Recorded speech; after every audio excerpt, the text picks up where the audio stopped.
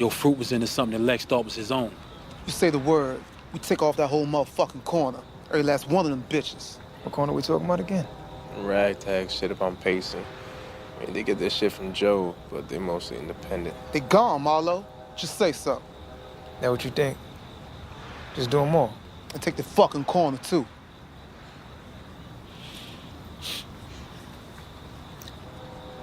What I want was some off-brand hilltop corner. And why I need to be stacking bodies when there wasn't no one trying to war with us? Just Lex. He did one of us, so he got the fall.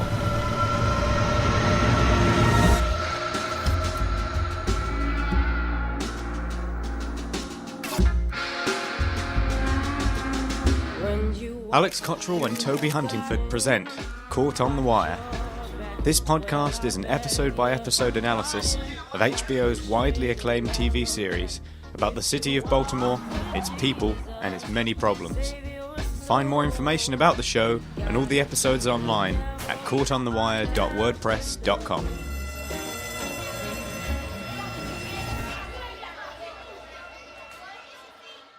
Welcome back, Wire fans. It's Caught on the Wire. We're here for Season 4. It's the penultimate season of the show.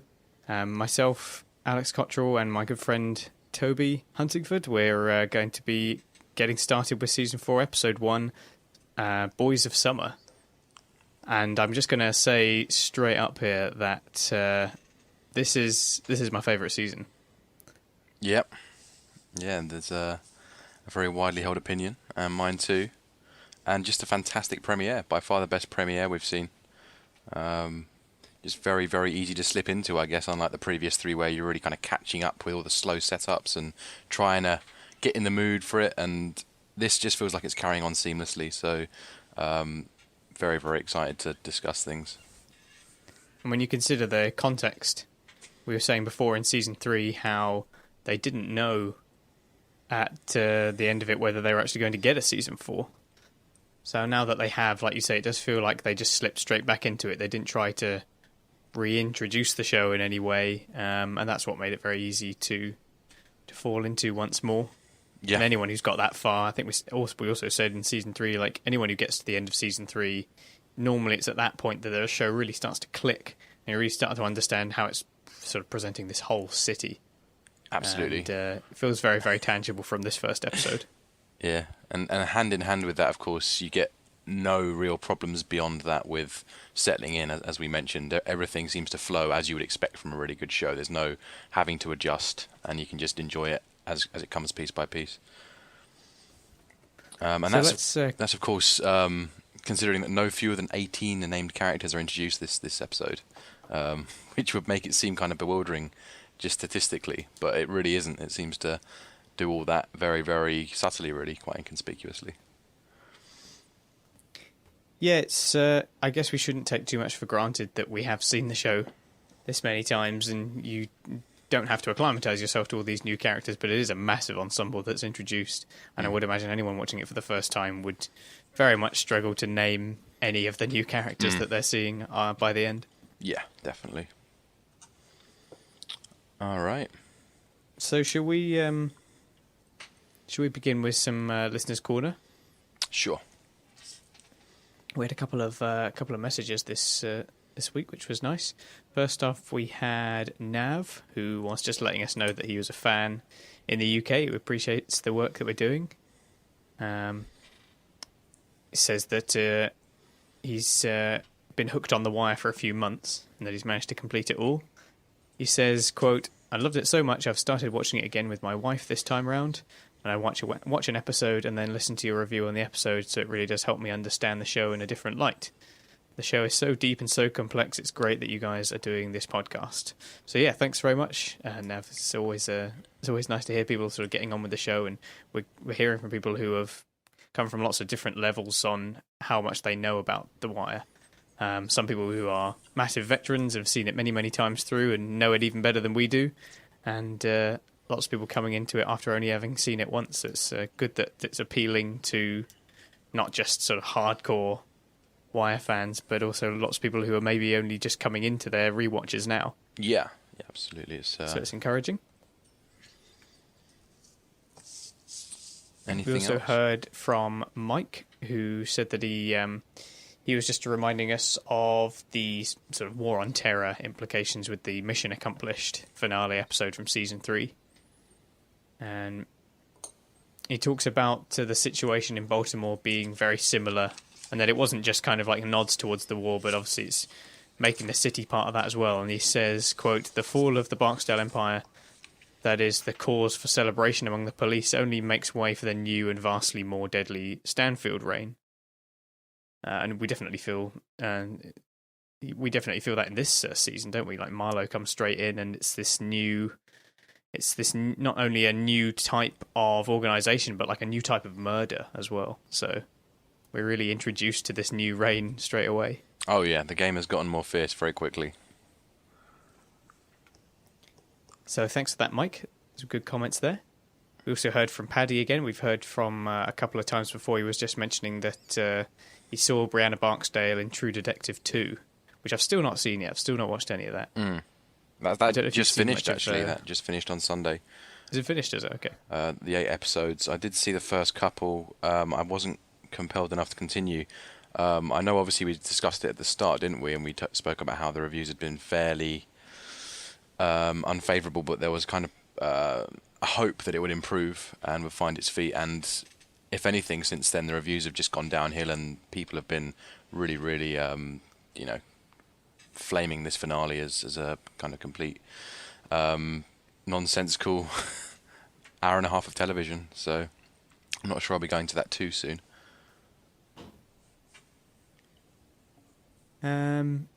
And we also had an email from Dan Weismeyer, who we've heard from a few times before, just saying that he was getting back in touch again because we haven't heard from him in a little while. Just congratulating us on the 1-year milestone for the podcast, which we obviously had, that was last week, wasn't it? That's right, yeah. And just further words of encouragement and love from Dan for the podcast. So yeah, thanks very much. Yeah, cheers. It does bring up a few extra points about season 3 as it drew to a close as well. It talks about why Stringer didn't go for Levy for advice regarding Clay Davis a lot sooner. Because we do actually see, as he says, quote, "At one point we even see Levy, Clay, and Andy Krawcheck sat talking business with Avon, presumably encouraged by Stringer, in the episode where Avon is released. With this in mind, I'd have thought Stringer would have made use of Levy earlier to ensure he was making the right moves with Clay." Yeah. So yeah, that's sort of the plot maybe being served there, as Dan also points out. Yeah, definitely. I think Stringer was smart enough to go to Levy first before he jumps into anything, but I guess that would kind of ruin the plot. There'd be no suspense, and we wouldn't be able to long that story out and be so gripped by it. So perhaps that is a sacrifice the showrunners made.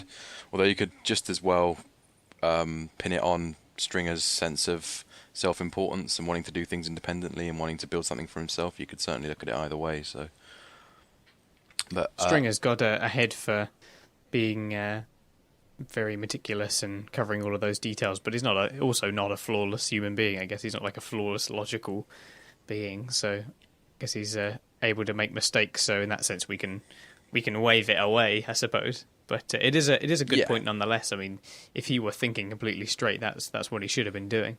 Should have gone to Levy, straight away, because he would have known that sort of thing. And as demonstrated in that scene, Levy knew right away exactly what was happening and absolutely humiliated Stringer with his naivety. No doubt, yeah. A couple of other points. Just mentions Stringer's death as well. Interesting how it's Muzon that fires first and not Omar, even though it was Omar who kind of had a far more emotional motivation to kill Stringer. Which I thought was an interesting point. Talks a little bit about the train metaphor and about all the different times we kind of hear that. The references to trains a fair bit in season 3, of course, with the train tracks.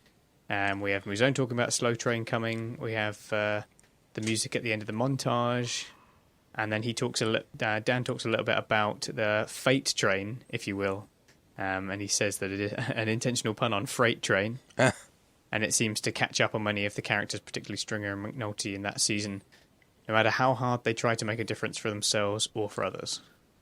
Yeah, Yeah, very good points, connecting a lot of those train themes together. And in fact, this episode as well, we haven't finished with the trains yet. Bunker makes another reference to it to see if the train is still on the track, suggesting, I guess, if McNulty's got the will inside him to go back to going and drinking with Bunk and wasting their lives away again. Yeah. And finally, Dan mentions that it was his birthday over the weekend. Happy birthday. And his girlfriend... Yeah, his girlfriend Megan got him a T-shirt that he attached a picture of to the email, and it is, just load it up again here, it is a T-shirt that kind of looks like your standard kind of sports T-shirt, branded boxing gym, but it's Cutty's Boxing Gym, Baltimore, Maryland. Oh, that is good. That's so really good. Yeah, so it has that styles, and it looks like a fairly nonchalant sports T-shirt. Could be for any gym or whatever, anywhere in the country. Sort of American style logoing, but yeah, it's kind of themed in as Cutty's Boxing Gym, which is really nice. That's great. Yeah, I've actually got that you can. I've got the vote for Carcetti T-shirt myself, but I think the Cutty one Oh, certainly yeah, a bit more subtle. Definitely, I'll have to look for that. He says that they're available from a shop called Twisted Teapot that he says are on eBay. I did have a quick look afterwards, and I found a few bits. It's a shop in the UK, pretty reasonably priced actually, sort of £8 or thereabouts for the T-shirts, which is actually pretty good. Awesome. What's that in dollars? What, $15? £8. Yeah, maybe 12, 13 quid. $13 even. Yeah. But yeah, so thanks for the email, Dan, and lots of interesting points there, and thanks for getting in contact. And that about wraps up Listener's Corner for this week. So, all right. If there's nothing particularly important that you want to bring up, I was going to say that I saw a trailer for Gotham on Netflix today, and I saw that his name escapes me at the time, but Rawls is in it. Okay, yeah, John Doman. That's the one, yeah. He gets around a little bit. Yeah, I know he's in Rome as well. He's the other thing that comes to mind that he's in. Unsurprisingly, I think he is playing a police chief. So completely no escaping that typecast. role. Yeah. On the subject of other shows, actually, there was some big news this week that sounds like a David Simon renaissance is on the way. Obviously, we have on Sunday, following True Detective's finish/demise, we have Show Me a Hero coming. That's right. And that's going to be 6 episodes, but 2 episodes per night, per Sunday.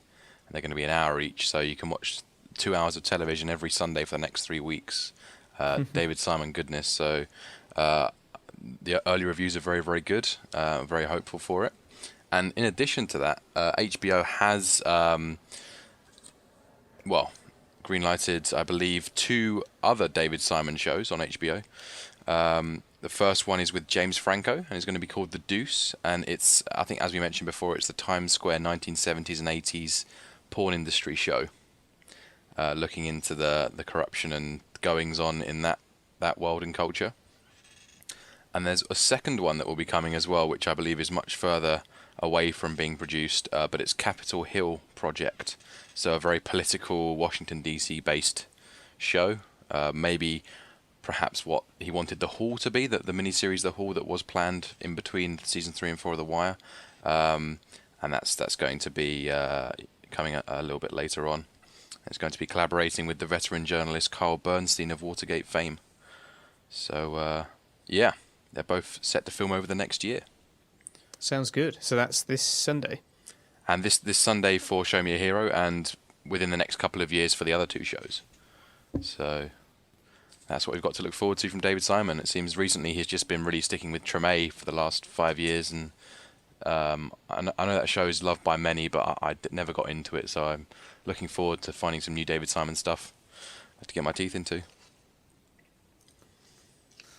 Alrighty, so shall we go for that recap, which falls to yourself this week, I believe? Yes, of course, let's jump in.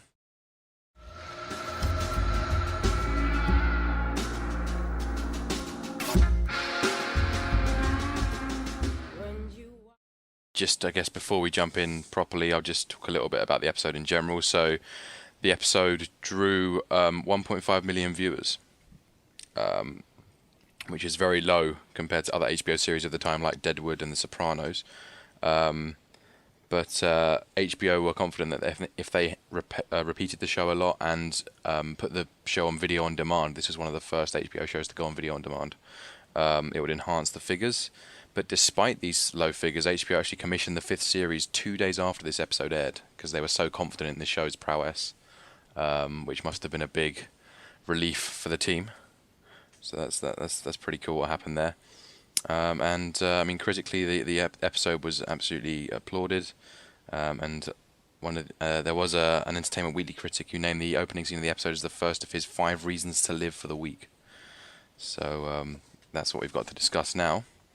And I'd certainly think it is the best of the bunch, with Season 5's premiere not far behind. Season 5 had a very good opening episode. Probably because it was one of the only one that didn't include the serial killer plot. It was yet to arrive. I'm sure that's one of the reasons why lots of people enjoy that episode. In terms of this one, we have the Stanfield organization. We're going to look at the politics. We're going to be looking at, what else is there? The neighborhood kids. That's a new strand that we're going to dive into. The major crimes unit continues. The Western District continues. The school strand, a new strand. And then we'll look at Lex's fate to finish off.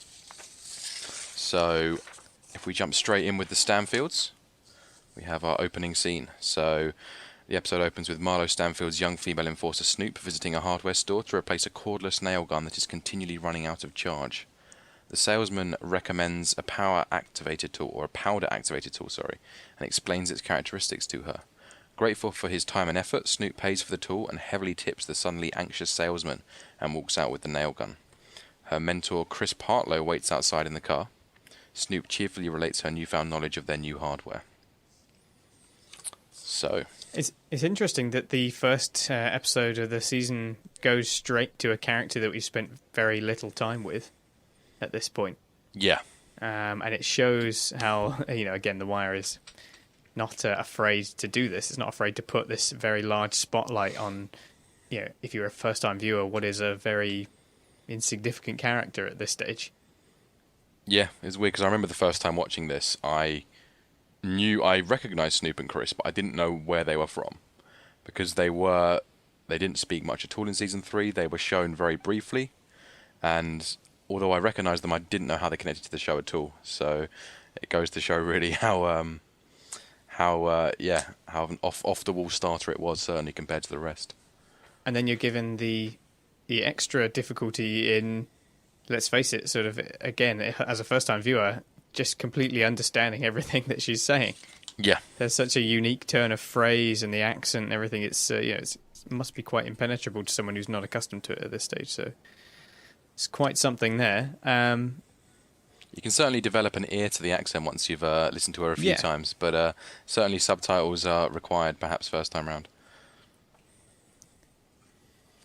And also, I realised on this viewing that this whole scene is literally an advert. It's just a very sort of somewhat dramatic advert for DeWalt, Hilti, and Simpson power tools. Yeah.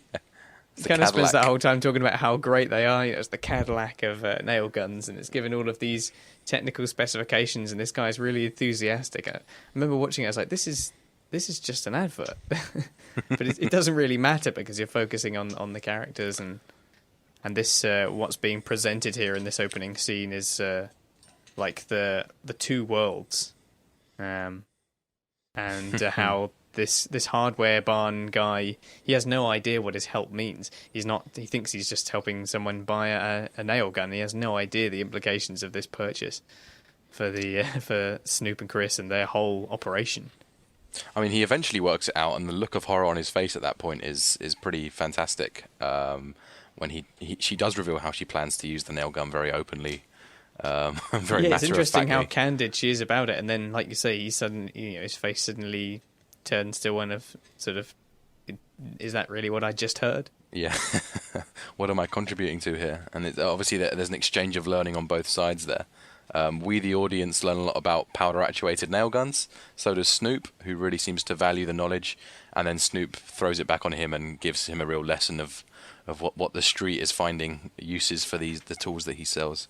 So it's a really, really nice exchange there, and as David Simon always says, a great kind of metaphor for the season as a whole. Yeah, it's interesting that the closing bit, as they're about to leave, I believe Snoop says, "I've been schooled." I've been schooled for, or whatever, yeah. Yeah, so, yeah, again, just jumping straight into the whole education aspect. We've been taught something about this item. They've learned something about one another. We've certainly learned something about Snoop here, and the way that things have changed and the resourcefulness that we can expect to see from this character and the Stanford organisation as a whole. And yeah, just slipping in that little bit extra bit of, just completing the semantic field, if you like. Yeah, I've been schooled. There it is. Yeah, absolutely. Playing it on, and perhaps slightly more specifically than that as well, it also taps into the idea that kids will learn, or these characters learn when it's something that relates to their lives directly, and that doesn't happen a lot in school. But Snoop is clearly very dedicated to this lecture right here, and she's picking up all the knowledge she can at the time. So that's obviously something that rings quite true with the rest of the season. So learning, interesting opening episode, that opening scene even, that's for sure. Yeah, might possibly be the best of the openings actually, and as you say, it's the only one that really drops us in the deep end and doesn't give us a familiar character, sort of ground ourselves with. All right. Okay, so there's one more Stanfield section this episode. So this is a little bit later. Partlow and Snoop prepare a vacant row house while a prisoner pleads with them. Partlow promises him a quick and clean death and then shoots him with a silenced pistol. They cover the body with quicklime and plastic sheets and nail the vacant building closed before they leave. They repeatedly hide bodies in this manner in order to keep police attention away from their organisation. And I've got to say, I do love this scene. I love our first glimpse of this new form of death, as you mentioned before. The first glimpse of the bodies in the vacants, and I just love the sense of moral code that Chris seems to have in particular. I don't think you could say he's particularly moral at all, but there's something that's really captivating about he's carrying out such reprehensible behaviour, but it's always with such grace and at least the smallest sense of humanity, as he reassures his victims that there'll be no pain and it'll be quick and clean. And lo and behold, he does always kill them right, back of the head. Wouldn't feel it, I'm sure. Dead instantly. And he maintains this code throughout the whole show, and I think there's only 2 spots where he breaks it, perhaps when he beats Michael's dad to death.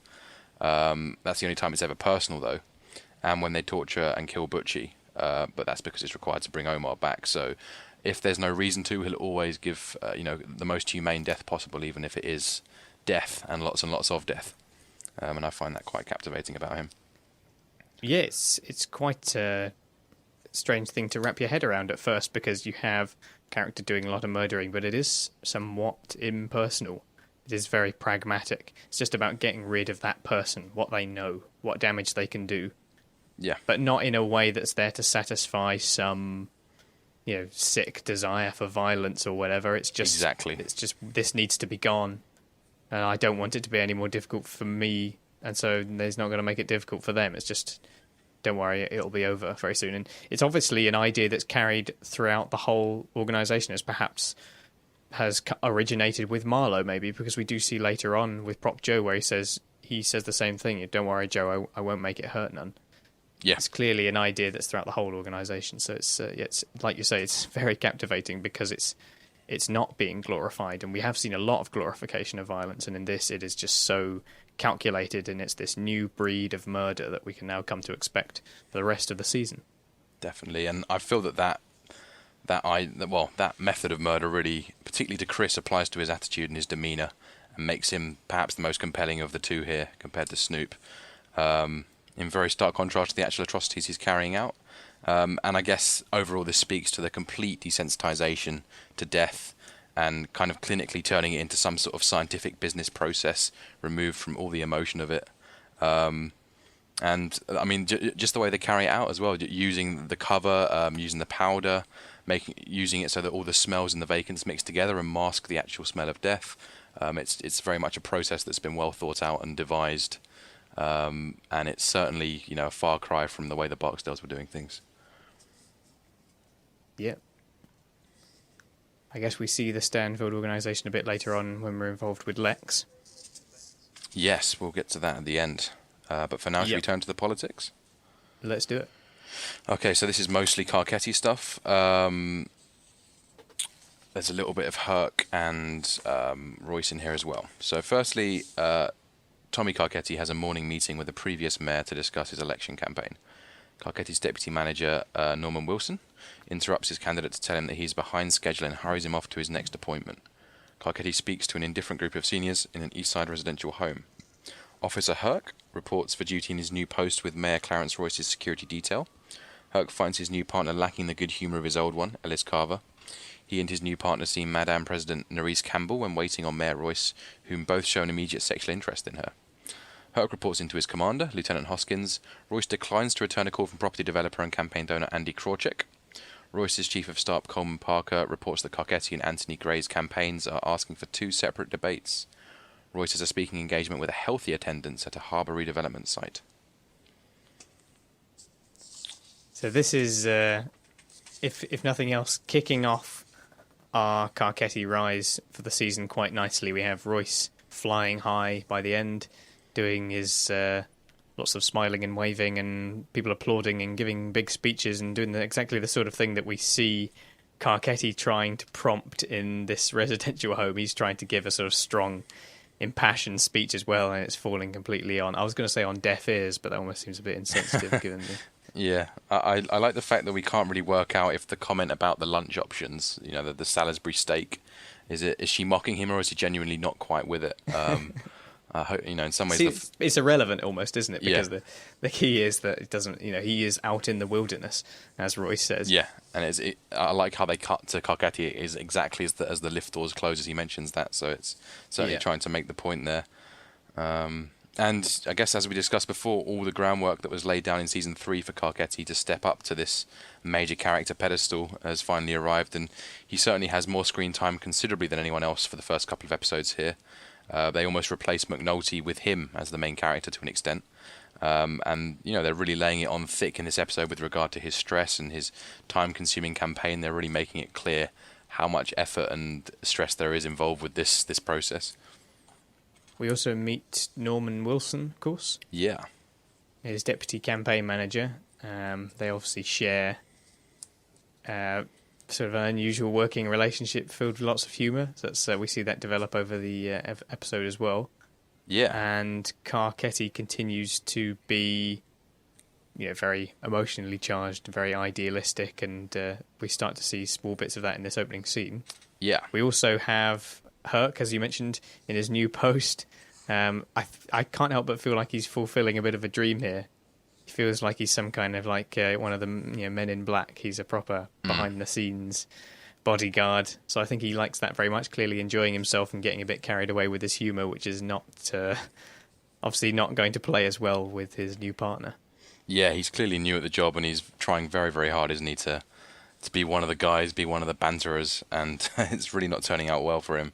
And he's certainly still a tad hung up on his sort of homophobia. Doesn't quite get the jokes, so a little bit cringy for him, but I'm sure he'll get over it. And I quite like how City Hall was in scaffolding when they showed us, introduced Herc this season, sort of suggesting that the political scene is shifting around us. Yeah, that's true.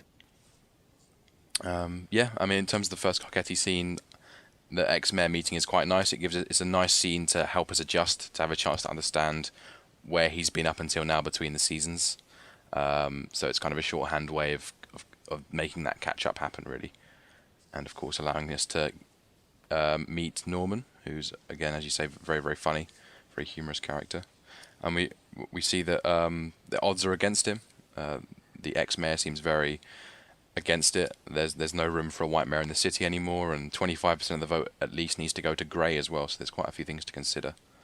I believe we see this previous mayor again later on, too. Yeah, he's the one who, of course, talks about the bowls of shit. Yeah, he's the bowl of shit mayor. Yeah, so he's certainly a good actor, a good character, and someone that bounces off Carcetti quite well and tempers him.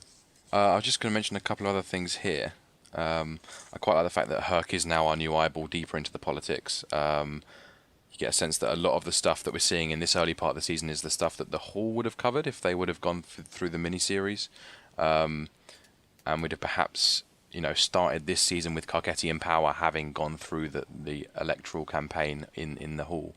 I'm not too sure, that's just kind of a theory, but I guess that a lot of this is now being short-handed in the first few episodes.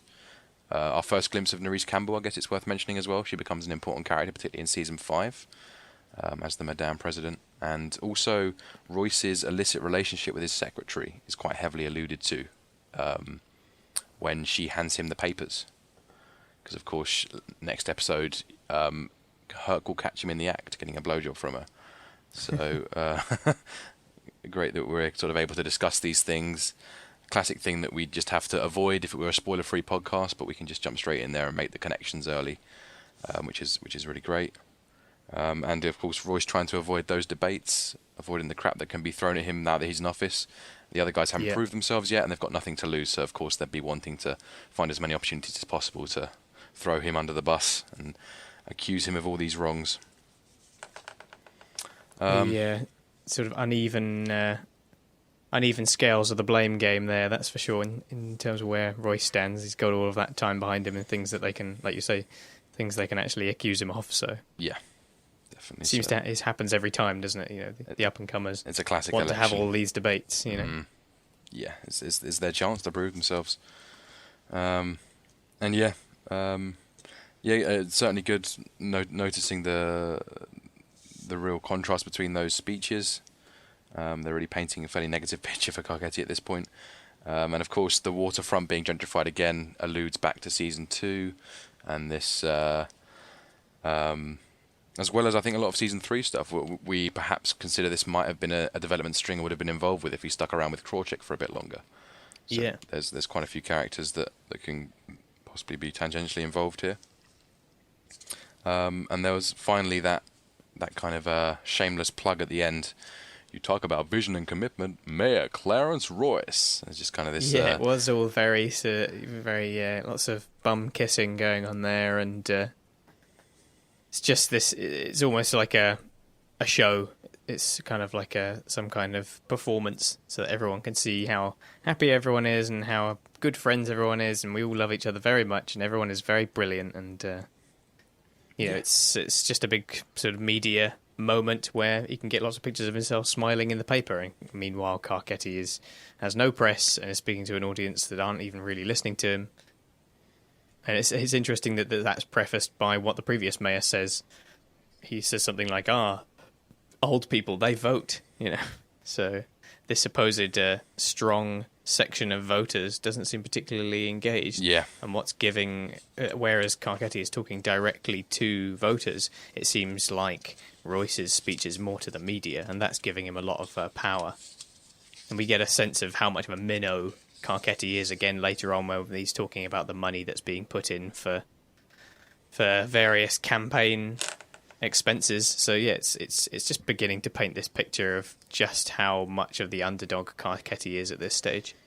Yeah, they're laying it on thick, and I guess there's also another element, of course, with Clarence Royce having that power, he can then, as we see the itch and the scratch effect, where in private after the speech he asks for some sort of permits to be fast-tracked from he kind of takes his endorsement and then scratches his back for it. And I guess that's the closest the whole thing comes to bribery, as Levy says, that there are no bribes in this business, but there's a lot of favours.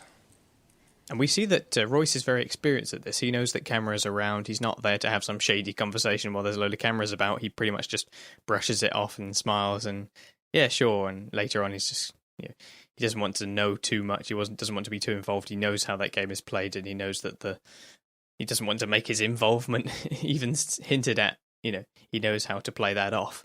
Something that he's done before, so you really get a sense of his experience in that role. Royce certainly does have a very endearing smile, and he certainly does look the part for the media. And yes, it certainly comes across quite well in these scenes, as Herc sort of looks on fairly bored at the whole prospect as his bodyguard. Yeah, he's just there to look important. Yeah. All right. Okay, so next politics. Yep. And when Carcetti returns to his campaign offices, his campaign manager Terry D'Agostino orders him to begin making fundraising calls. Carcetti shirks his task and plays darts in the office with the phone off the hook. He finally begins making the calls and has some success. However, the process of campaigning for mayor has left him bitter and disillusioned, and he continually swears and makes negative remarks about politics and politicians. So, not dealing too well with the pressures here. His inexperience, lack of discipline showing. It's kind of very typical of, seems kind of classic Carcetti with him messing around in the office. It's kind of funny as well when Terry's talking to him through the door and we see a shot of that. It's like some porn star or whatever on the back of the door. Like we're seeing Terry's words coming from this image in the back of the door. So it's kind of a slightly visual comedy moment, which is nice. I've never thought about it like that. That is quite funny, actually. I think quite awesome to see the Carcetti HQ. Just some sort of fairly inconspicuous shop front that they've rented out, and this kind of defines the first half of season 4 for me. This election arc, which is really great. One of my favourite things about the whole season and the show. I like how this scene here is we get back with Terry, really demonstrating all the considerations, particularly here as Carcetti points out the pain of dialing political people you're vaguely acquainted with, brown nosing for dollars. It really must be quite a painful task. But when you haven't got that profile that Royce has and that the financial backing behind you, you do have to do these things to work your way up the ladder. And they're certainly laying it on thick and really showing us how much of an ordeal he has to go through. And in the time that's passed, I suppose it's worth mentioning at this point that this is about a year later from the end of season 3.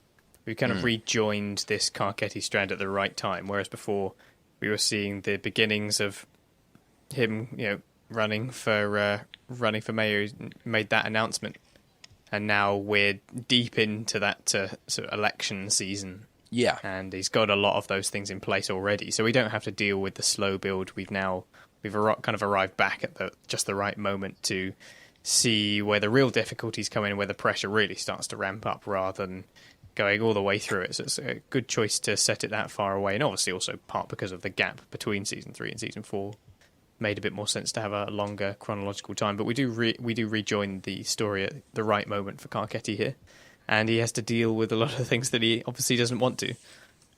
Yeah, no, definitely, and you get a sense of how idealistic he was last season and how he could never have predicted such a stressful and humiliating campaign, or you could never see how difficult it would be until you're thrown into it.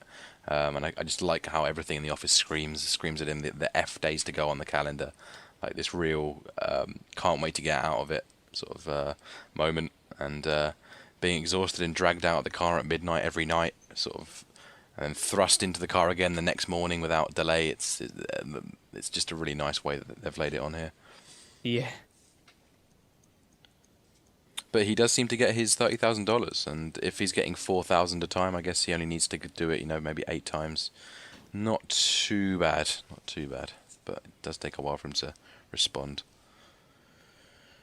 Yeah, an incredible thing when you think about it. Calling people up and asking for someone for $4,000. Yeah, and of course you can't trust them to send it. You're gonna have to send around one of your heavies to beat it out of you, which of course mentions quite nicely. Alright, so third section. The next day Carcetti is irritable and is disappointed with the radio spots that Norman plays him. He gets a call informing him that Royce has spent hundreds of thousands on TV advertising. Wilson tries to divert Carcetti to thinking about his forthcoming meeting with Victorina Simmons and Reverend Garnett, both influential local figures. Carcetti views the damage drug dealers have done to the neighbourhood, including blocking alleyways. Carcetti spends a large part of the day with the community, and Wilson approves of his work. On the way to their next engagement, Wilson jokes with Carcetti about which candidate he'll be voting for, as Carcetti worries about his race affecting voters. When Carcetti arrives, he is met by an embittered and departing Tony Gray, who refuses Carcetti's reconciliatory overtures. So, another stressed Carcetti, who's not even capable of listening to or judging his own spots, just sort of dismissing it as crap.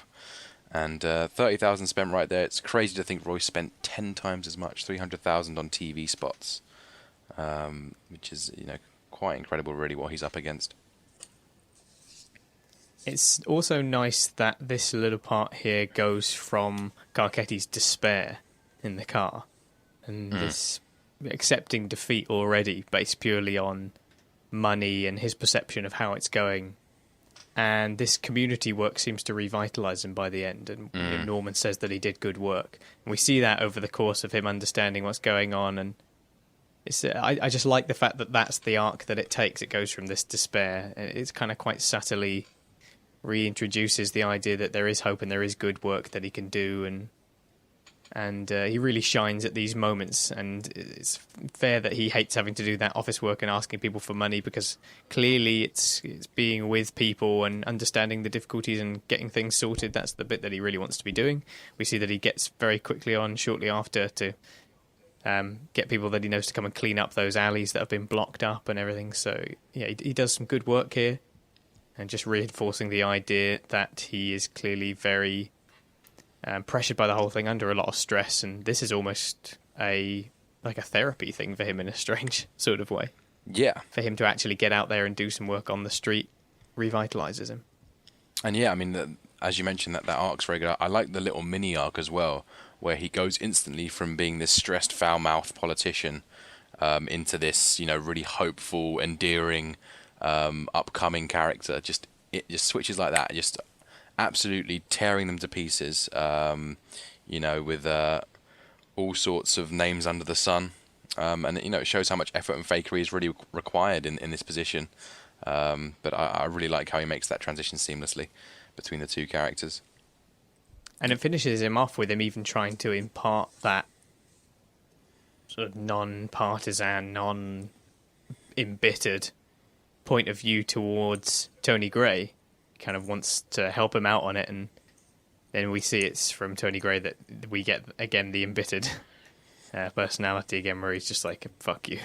Yeah, and it's very true. So it clearly feels bad about it, but politics is politics, I guess. It depends on whether you can accept it or not, and yeah.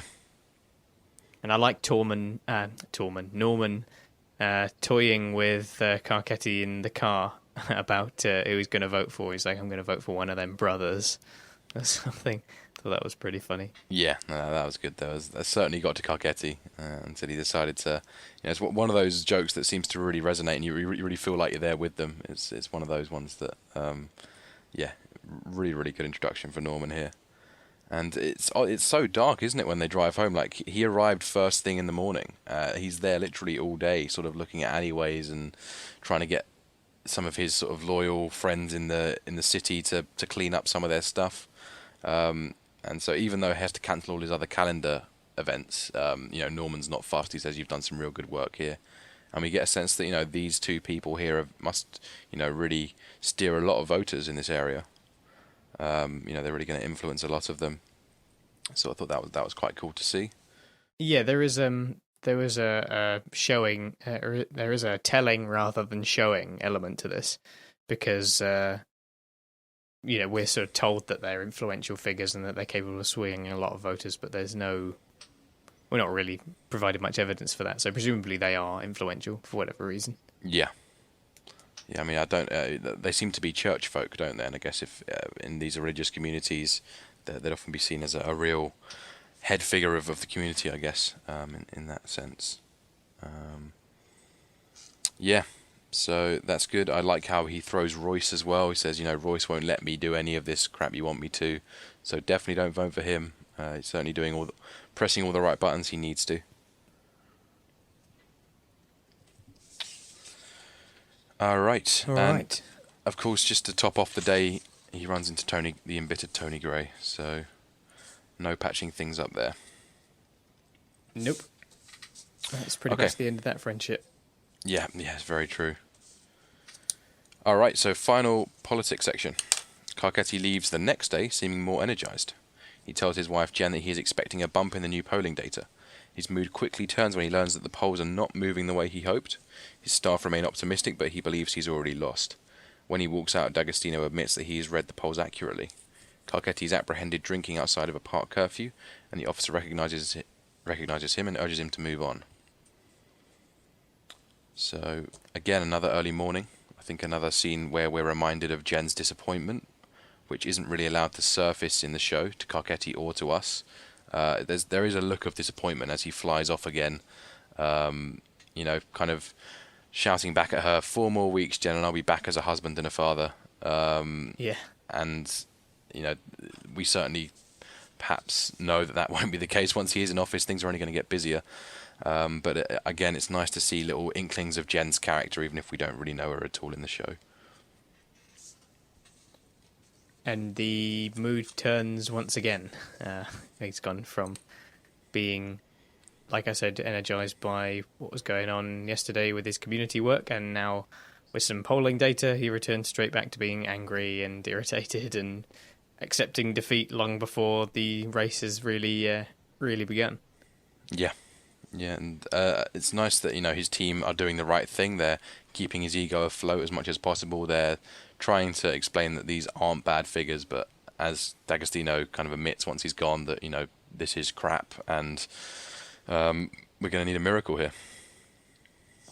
And he obviously resorts to having a few beers in order to make himself feel better, or whatever he ends up drinking. Find himself on a bench, a well-trodden spot by the end of the show. Yes, and, yeah. Is it Federal Hill Park? I think you might be right. Yeah, it's kind of on the south side of that inner harbour, looking over the skyline. So that's the district where Nick was looking to buy a house with Amy. Federal Hill, as they called it. Yeah. And he's obviously asked to move on. There's a curfew on the park, so yeah, that kind of closes that off, and we've sort of taken through quite a few peaks and troughs emotionally with Carcetti, and that suits it quite well given the amount of stress that he's under, the kind of work that he's doing. We follow that emotional turmoil with him, which is a really nice piece of work. Yeah, very intense. By far the most in-depth part of the episode, I guess. That's probably why I've spent so much time on it. And I like that final section seems to bring him back down to earth even further, as he really feels like he is a citizen, that he doesn't really command anyone's respect if this policeman is not even willing to let him have a quiet beer in a quiet park, not causing any harm. So I guess everything is working against him at the moment. Okay, so that's Carcetti then. That's the politics. That's the politics done with. We've got the neighbourhood kids. There's 5 sections here. So, firstly, we have Bodie, who's marshalling a new independent drug dealing crew. He chastises young runner Naaman for not spotting a customer because he was reading. One of Bodie's colleagues, Lex, bemoans his relationship with his baby's mother, Patrice. Patrice has begun dating Fruit, a crew chief from Marlo Stamfield's drug dealing organisation, as we got to know last season. Patrice has begun dating Fruit, a crew chief from Marlo. Lex tells Bodie he'll kill Fruit if he does not leave Patrice alone. Slim drives to the corner to ask Bodie why he has not copped his re-up from him lately. Bodie tells Slim that his business is slow, since Stamfield forced his crew from Fayette Street. Slim is now working as a supplier for independent crews on behalf of Prop Joe. Bodie expresses a desire to hit back against Stamfield, but Slim Charles reminds him that he is now operating on his own, now that Mayor Barksdale is gone. Bodie warns Lex that acting against Fruit will bring Stamfield's attention against him. We're rejoining Bodie here. See him on a very different piece of territory now. A rusting corner. Yeah. We're introduced to Naaman as well, whose mind is clearly not entirely on the job at hand, and we are hinted almost immediately at his future potential with him reading, and he talks a little bit more later on about history and whatnot with Randy, who I think asks him about it. That's really good, actually. So we're introduced straight away to his future potential and the fact that he's not really meant for this environment, despite the fact that he's trying very hard to put on the facade that he is. And that's just reinforced straight from the get-go, which is obviously perfect characterization. That's very cool, and actually. We see a very important conversation going on between Lex and Bodie as well, as it leads to what happens with Randy. Yeah, this jealousy that sets off a major storyline this season, which involves all sorts of characters. Very petty jealousy to kick things off. And I think Bodie's great in season 4, and his age is really apparent here. And I know he's not an old character. He's aged from 16 to 20 in the show from the start at this point. But he really does, as he says later on, he feels old. It feels like on this rusting corner, the game has not found any more use for him in this new climate. And he's just a bit of a fossil in a game that's really changing fast, and Slim Charles rolling by really is there to demonstrate this point to us quite nicely, as well as just give us an update on what's actually happened with the few Barksdale alumni who are left around. And we see that Bodhi's an effective manager, but it's really struggling to find efficient workers, i.e. Namond, who'd rather be reading his books. And so a really good catch-up scene again. Yeah, like you say, it's Bodhi's maturity that's played so nicely here, and he is really good in this whole season. Yeah, you can't really put your finger on it, but he really feels like he's matured massively from season 1, and just becomes so much more wise to the world. Okay, so number 2. So yeah. So Naaman's friends Michael Lee and Randy Wagstaff arrive and ask him to take them to catch pigeons. Naaman asks Bodhi if he can leave early to get some back-to-school gear. Bodhi ridicules Naaman's academic abilities, but allows him to leave on the condition that he work extra hours the following day. Bodhi tells Lex that he only employs Naaman because of social promotion, as he puts it. So yeah, of course, it's. I guess it's not it's not explicitly mentioned at this point, is it? But it is because of obviously Weebay. Yeah. And his reputation that gives Naaman the ability to be in that position, pretty much. And of course, that's also another word for kind of school tracking. That social promotion is. Yeah. I think they call it tracking in the show, but it's also another form of that. So there's a little parallel between the institutions there. No child left behind. Yeah. And it's our first glimpse at the 4 kids as well, and their 4 different personalities gradually emerging over the course of the episode. And I think obviously Naaman is the most vocal and somewhat the de facto leader for the time being, thus the one that we get to know very quickly and who stands out the most here. The other 3, I think overall are more interesting than Naaman, but they take a lot more time for their characters to really come out, especially Michael and Dookie.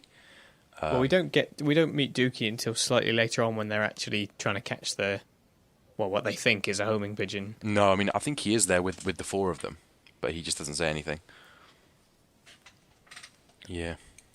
But yeah, we're introduced to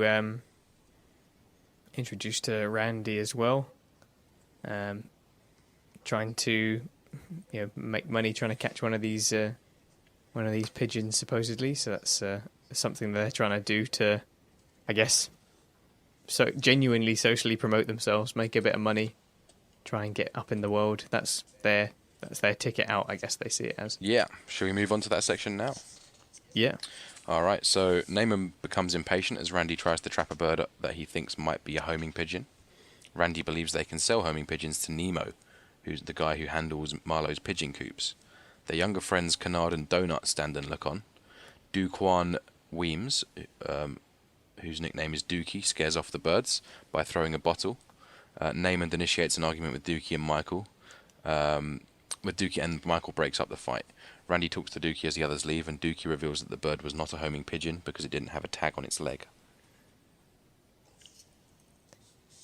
Yeah, this is I guess is a very not common, but it's a classic storytelling element here to have this down and out character who seems to be, I mean, he kind of looks homeless, and it's obviously suggested multiple times that he doesn't have the best hygiene or health in general, and yet we find out here that he's perceptive and that he's actually, people underestimate him. So it's kind of, this is introduced quite nicely. Yeah, I don't think that's a theme that carries on throughout the show. He's not sort of the one that knows more than the rest, that doesn't let on to it. Well, that's what I'm going to say. Is it was interesting that they kind of didn't really continue it after this episode. Yeah. But he is introduced in that way that is somewhat familiar, I feel, having this down and out character who is severely underestimated and seen as somebody worthless or whatever, and especially when they've given him this almost homeless person's visage. Yeah, no, I know exactly what secretly, you mean. he's the smart one. He's actually seeing stuff that you're not seeing, So it's, I guess maybe it was more tasteful for them not to pursue that in terms of his character. Yeah, it certainly makes him a bit more tragic as well. And a nice little link to Marlo already here as they're trying to sell to Nemo, who is the pigeon coop handler, and trying anything to keep themselves entertained really. And I guess this is one of the classic scenes of the innocent summer fun, the starting point for the kids. And it's what they refer back to a few times down the line to remind themselves and us how corrupted their lives have become since this point. This is kind of that benchmark for them being kids. And everything beyond this really is very tragically them becoming old very quickly and becoming very weary to the world. So that's certainly a nice aspect of this episode, and the title seems to sum that up very nicely. Yeah, they're very much at play here. Yeah, and as a prologue to what's going to go on once they start getting involved with school again. Yeah, and that kiddie banter, which seems very improvised by the way it's delivered, you can really believe it's just them being filmed having some fun as kids. Really kind of entertaining to watch.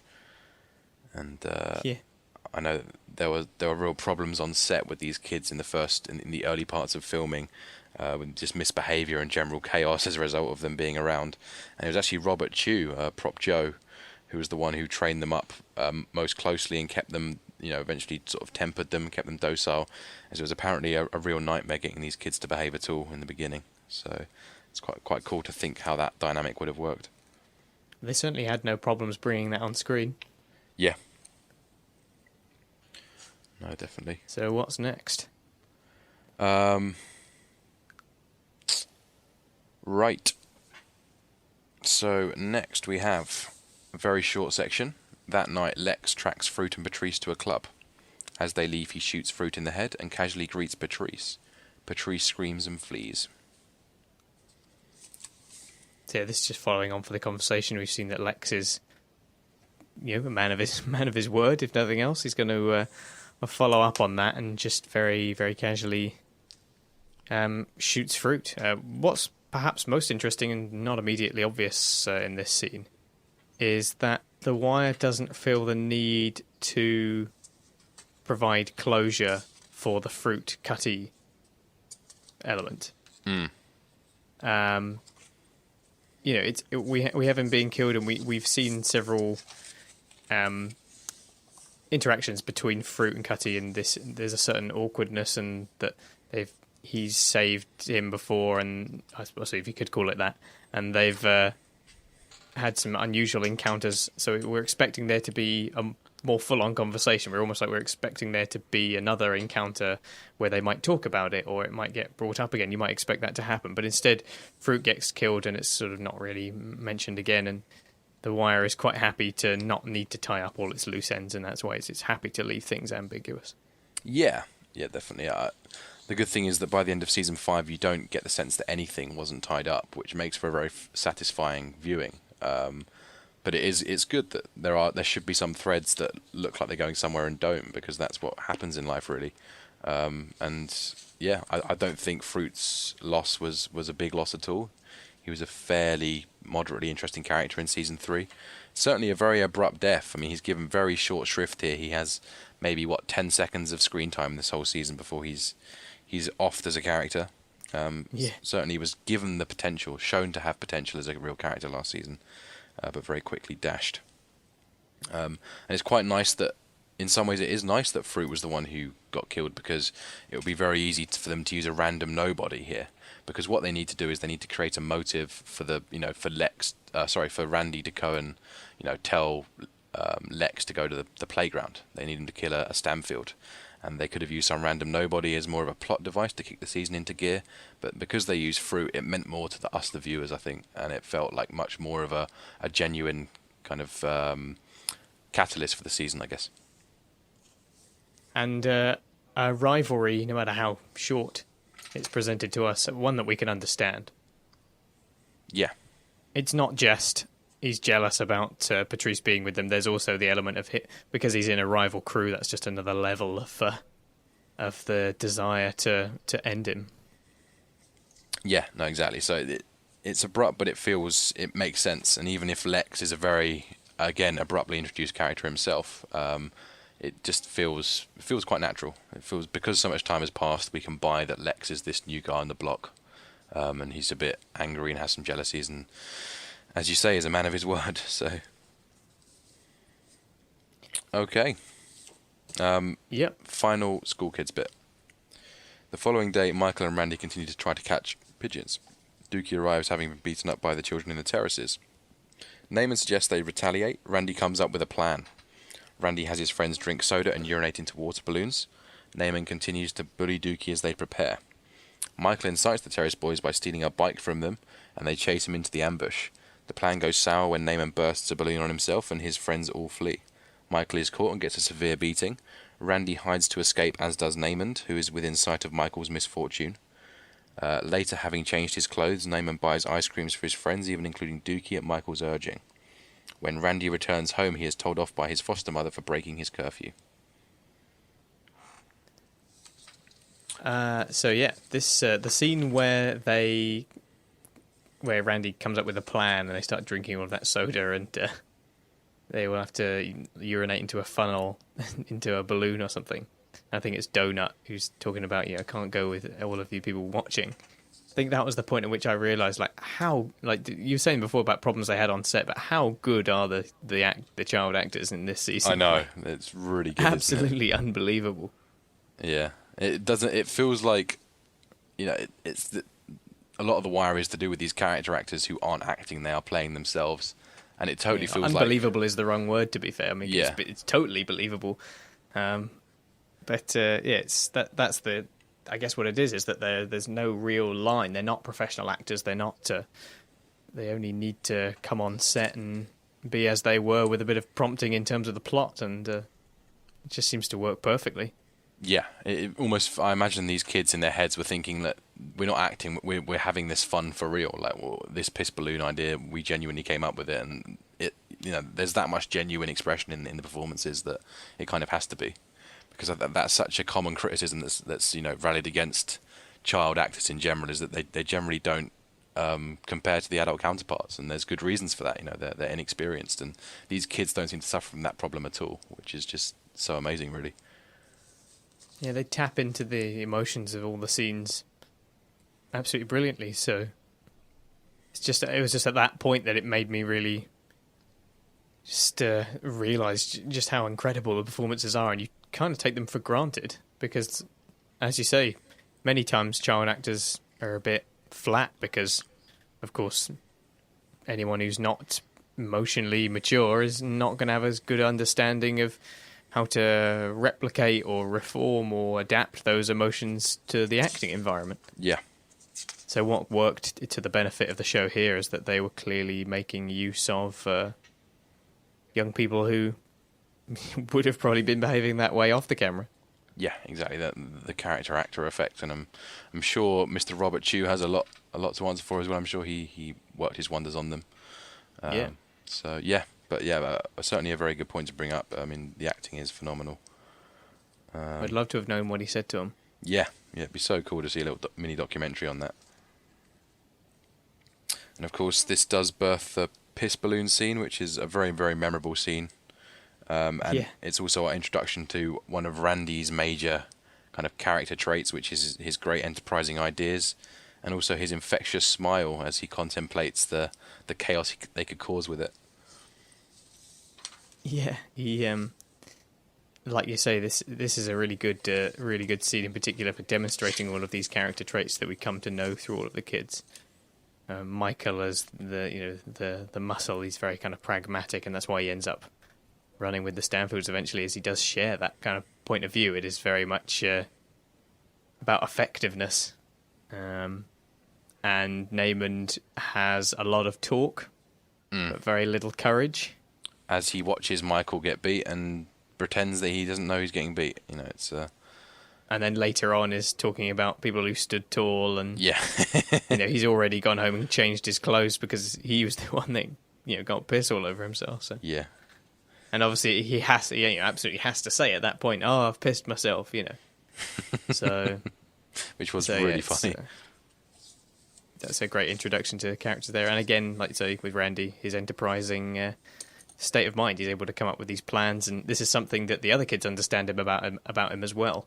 Is when they say, Randy's got a plan. This is obviously not a first for their experience. Yeah, and of course Michael has the most indefinable character traits, I guess, but it's nice that of the four, he's the only one that you could really visualize being the one that goes up to the guys to kind of instigate the scuffle, with the D's nuts joke. So Yeah. he's kind of as you say, that the more of the muscle man, a bit harder, a bit more hardened. So all of them have their roles. And obviously, I think is Michael everyone's favourite? I think that's the consensus, isn't it, of the four eventually? But well, I don't know. I've heard lots of different answers for that one. Who would you say was probably your favourite kid from your first viewing of this episode? Who kind of came out as the best? Yeah, on your first viewing. Do you remember? Or? As I mentioned, I think not Randy. I mean, Namond. Namond is the only one that really, because he is the loudest and the most expressive. He's the one that really actually is memorable at this point. And I'm, it's fine us talking about all these character traits that are revealed in this episode, but on the first time viewing, they're introduced very subtly. It's not the sort of thing that you pick up. So I think, Namond would be the only one at this stage that would really actually be memorable. But in terms of, watching the show properly all the way through, I think Namond would probably be the character who'd least be chosen as their favourite, and it would probably be between Michael and Randy, and possibly Dookie as the favourite. So it's hard to tell. Certainly. Yeah, well, on my first viewing, it was actually Randy was actually my favourite, I think. Yeah. Okay. I kind of saw a lot of potential storylines, especially if he was going to be the smart one. He was going to come up with all of these plans, and it was going to be other people that were ruining them for him. That was kind of like a certain expectation I might have had for the character at the time. And like you say, the infectious smile that he has a certain kind of street smart about him, even though he's not immediately obvious in terms of physical intimidation like someone like Michael might be. And also another friend of mine who's obviously a big Wire fan, he was saying that he really liked Dookie very early on, Dookie. and for much of the season as well. Yeah. No. So I think there's a lot of different opinions about this. I mean, I encourage anyone listening to this podcast to get in touch with us, send us an email, or get in contact on the website about who on the first viewing, which of the kids really interested you the most. Yeah, definitely. And who ended up being the most interesting by the end. I certainly think on my first time round, Dookie was my favourite by the end. I think later on reevaluated that to Michael probably. I've heard support for all three of them. Apart from I don't hear Namond cited as a favourite of the four much. Probably for he is in many ways quite unlikable.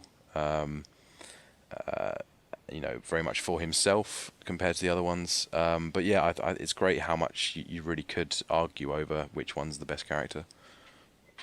It's not like Michael, where you have so much respect for his independence, and he is quite a witty character as well. And then you have Dookie and Randy, who are very pitiable. Whereas Naaman doesn't really have as much of either of those things. Yeah, he's obviously far more privileged. He's the silver spoon in the context of the West Side here, and it's funny to think that in this, I suppose he is the rich kid. Yeah, as much as he tries to perhaps play that idea down. Well, that's obviously a key thing with Naaman throughout is the facade. Yeah, and obviously social promotion it gets him places as well. It's not just a social status. It does allow him to have more opportunities than other people in the district.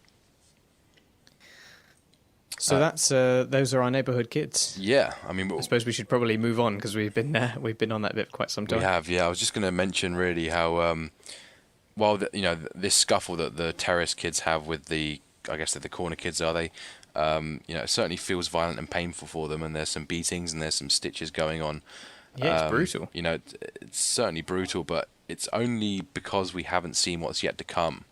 And I think when we actually think back on this scene in season 5 and late season 4, we realise how this really is just a case of perhaps kids being kids. And one of the only bits in the show where even if it doesn't feel like it, it's just these kids trying to find ways to entertain themselves. And the title, Boys of Summer, is really reflective of that. Beyond this, everything is quite serious and everything is quite corrupting for them. So I think this is obviously, they mentioned the piss balloons as their kind of starting point later on in the show. Again, this is, like I said, they're very much at play here. Yeah. I guess in comparison, this is a far more playful battle. Yeah, it feels weird to say that because there is some serious injury going on, but in the grand scheme of things, it's not something that's going to corrupt the kids, psychologically, and particularly compared to what is about to happen to them and what the Stanfields are going to bring to the streets. Yeah. And I guess there's a final bit with Miss Anna, who is the first guardian or parent that we see of the four, Randy's foster mother, who's very strict and a very respected parent by Randy. She certainly has her way in the home. Doing her best to put him through a bit of a regimented life, but not having too much success. Yeah. So he seems to have a fair grounding, and it's worth mentioning that Miss Anna is also, in talking about these minor character links, she also plays the person who Bunk picks up casually in the bar in season 1. They sort of eye each other up from across the bar, and he takes her home later. And in fact, he burns her he burns his clothes in her house, I believe. There's that lady. Oh, yeah. So that's certainly cool to see. I don't know if that's meant to be the same character, and Miss Anna went through a bit of a turn. I'm not too sure. Wouldn't put it past the crew for all these little links that they come up with. Yeah, maybe she realised the error in her ways or something, and decided to become very prim and proper instead. Yeah. All right. Okay. A couple of sections in the MCU, the Major Crimes, which was called the Major Cases previously, but they must have changed the name. So, detectives Lester Freeman and Kima Greggs meet with Rhonda Perlman to discuss the Stanfield investigation. Freeman reveals that he's disappointed with Stanfield's organisation. They have poor phone discipline and don't seem to be murdering anyone. Freeman also asks Perlman to sign off on subpoenas on key political figures that they have linked to the Barksdale organisation through their investigation of the money trail. Perlman questions their new lieutenant's willingness to pursue the case, and Freeman tells her he has fearless. Perlman criticises Freeman's timing with the forthcoming election, and he feigns a lack of knowledge. Greggs meets with Lieutenant Asher, Daniels' replacement as the new commander, and has him sign all the papers they need by distracting him with talk about his beach house construction project. So the focus switches very quickly to Marlo and the Stanfield organisation. There's also, I guess it feels somewhat necessary to mention that there is exact word-for-word mention of caught on the wire. Oh, yeah. In this little bit where he says they were caught on the wire. So I didn't actually think of that bit. That's so true, actually. It's like one of the first lines, isn't it? Yeah. Yeah, that's the exact word-for-word bit there. Yeah, I like how there's the two disagreements going on in the wire tap room, where we have Perlman and Freeman having a bit of a sort of a more silent disagreement going on with these subpoenas and how it's not the right time, and they end up going outside and sort of taking it out there. And then while that's going on, we're also seeing Massey and Sidner having a bit of a disagreement about these coupons and her working in his space or something. But it's nice that the show is able to kind of put those two disagreements next to each other in a really natural way. The camera doesn't feel the need to kind of focus on it. And here's one argument and here's another argument. We're literally just seeing the two going on at once as Freeman and Perlman are sort of making facial expressions and end up going out, and then there's the sort of more outward vocal argument going on between them. Yeah. It's just very nice how it presents that. It feels very natural. Oh, definitely, yeah. Really, really good to see. And again, as last time, we're picking up in the middle of an investigation. There's no need for us to start anew, as the seasons 1 and 2 did, where we follow the detail through a new investigation and through their starting point and their ending point. It's very much a city in motion now, and we just sort of drop in and out as we need to, which is cool. Although we arrive conveniently in time for them to hark back to the old Barksdale case a year ago and try and get the subpoenas shifted. And there is perhaps one slightly dodgy line that's very exposition-y, where it's sort of Rhonda just recites very clearly what's going on. 4 months before the primary, you hand me a stack of papers that hit a dozen key political figures. So they're sort of doing good on making us catch up. Yeah. So they're sort of doing the legwork for us. That was the one line that didn't quite feel natural. But otherwise, yeah, really good to see. And we obviously meet Daniels' replacement, the new lieutenant, Lieutenant Asher, with a fearless heart. And as we can see, the bosses don't think too highly of this unit, and they're lucky. They're lucky that they don't really know what Lester's all about. He's the one who's stuck around and is practically running the place now. And the fact that they sent Asher down here does sort of suggest what they think of this unit, despite the fact that it's a long-term thing.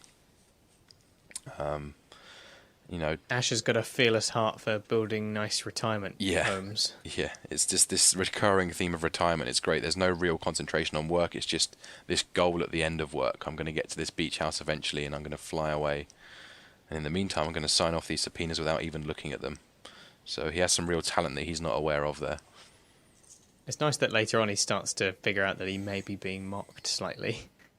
Because lots of people end up asking me across the course, how's that beach house going? And I think the very final one, where I think it's with Freeman, where he kind of cuts him off and is like, that's great, just great. He kind of realises at that point, you can see on his face that he is quite possibly being mocked.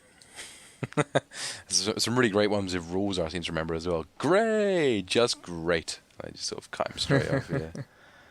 Yeah, that is pretty good actually. So yeah, a good new character. Yeah, and obviously the details are a lot smaller now. We've still got Freeman and Kima, but by next episode they will both be gone. They will both head over to Homicide.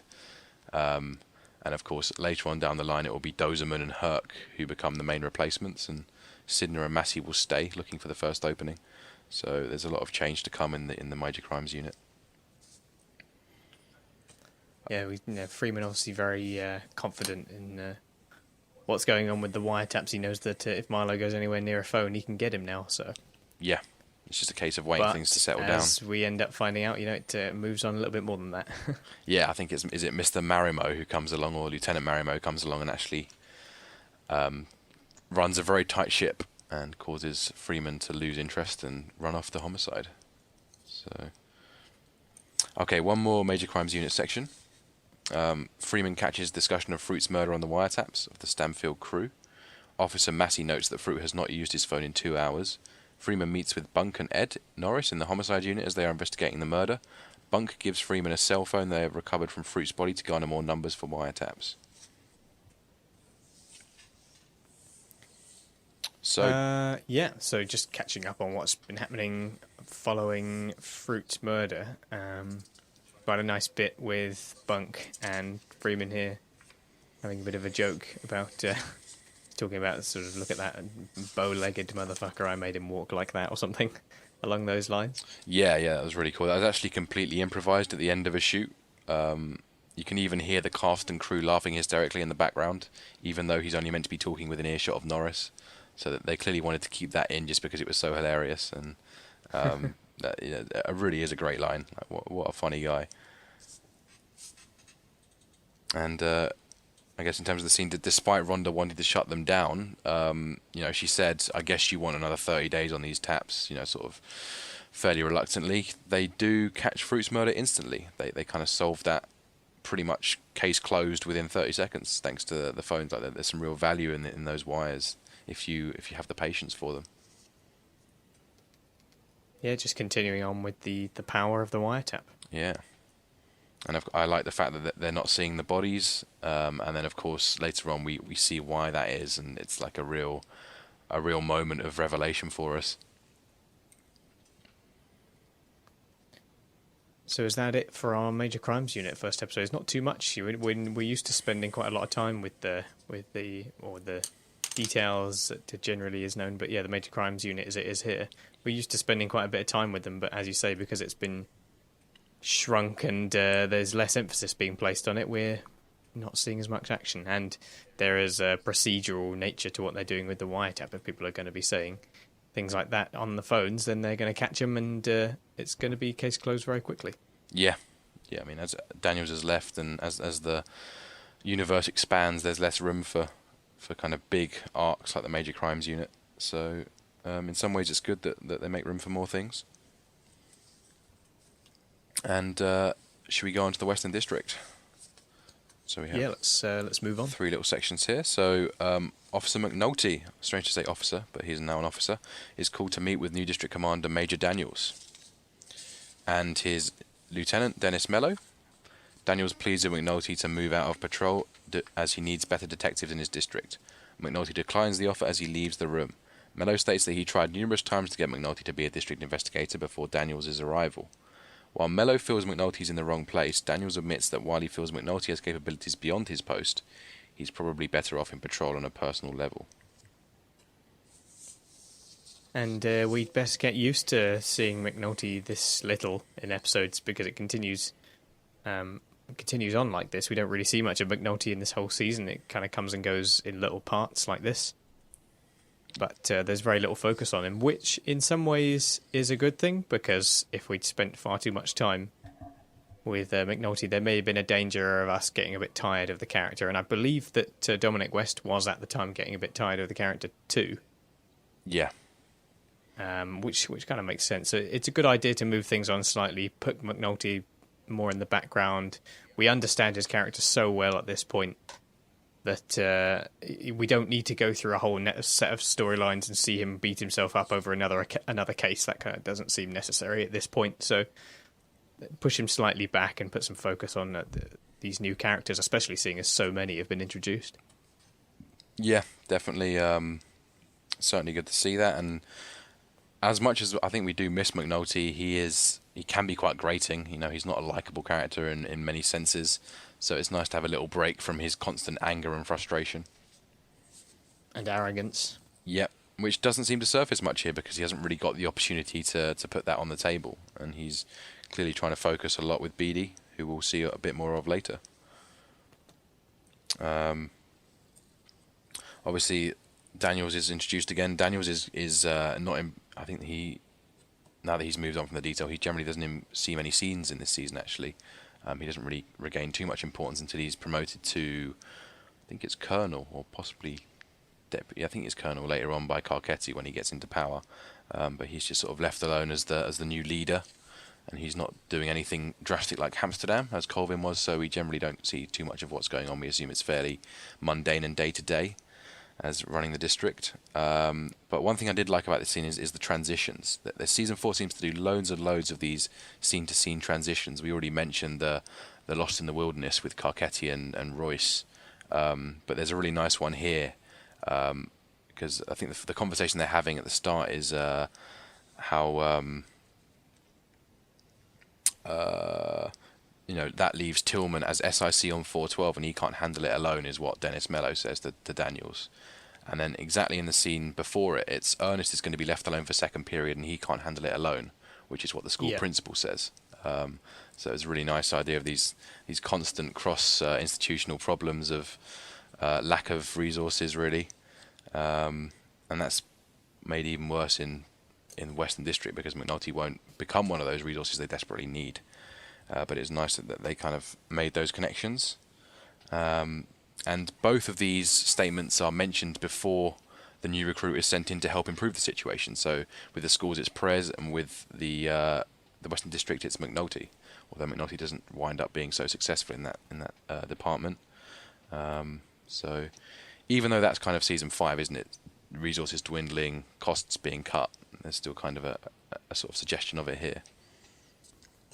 Yeah, you're absolutely right, especially with the parallels being drawn between the two institutions, the police and the school. And obviously, we'll talk about that more later as we see their meeting. I am loving and capable, or lovable and capable. Yeah, so absolutely. We'll get onto that very shortly. So here it does make sense to have these connections being made. Yeah, and while the schools and the department are taking cuts, the actual progress on the streets of the Western District is great, as we will discover in our next segment with Carver. So, District DEU Sergeant, new title, Ellis Carver harasses Bodie and his crew. He knows all of their names and their roles. Jimmy McNulty arrives to see if Carver needs assistance. He reminds Carver of Bodie beating charges on the wiretap by claiming entrapment, and then leaves, telling Bodie to close his operation down for the day. When Bodie tries the politeness that Carver has taught him on Officer Colicchio, he is angrily rebuked. Carver reminds Colicchio that if they come down hard on everyone, they'll have no one to get information from when something serious happens. So, And Carver has done a lot of maturing himself. yeah. As much as Bodhi, who he's talking to here. He's clearly learnt quite a bit from Colvin. He's learning his community. He's learning that he needs informants. So this is all just following on from much of what Colvin spoke to him about in Season 3. And it's good that he's taken that very seriously, and we've seen him develop here. And it's nice that there's these two characters that have matured a lot over time coming together in what is quite a sort of strangely heartwarming scene, actually. Yeah, it's really, really heartwarming, actually. And Carver's made leaps and bounds. There's been no progress. It's been just kind of an instant resurrection almost. And he's really growing into police worthy of Colvin, knowing all the names, as you say, getting to know the corner crews. And if you compare this to our first scene with Carver last season, where he was orchestrating this futile and unsuccessful melodramatic drug bust that went nowhere apart from this kind of ego-stroking, monologue on top of the police car. It's an absolute different world. And it's just really nice to see that the streets are now being cared for by the police in terms of the policing is now delicate, it's now smart, there's not all this stupid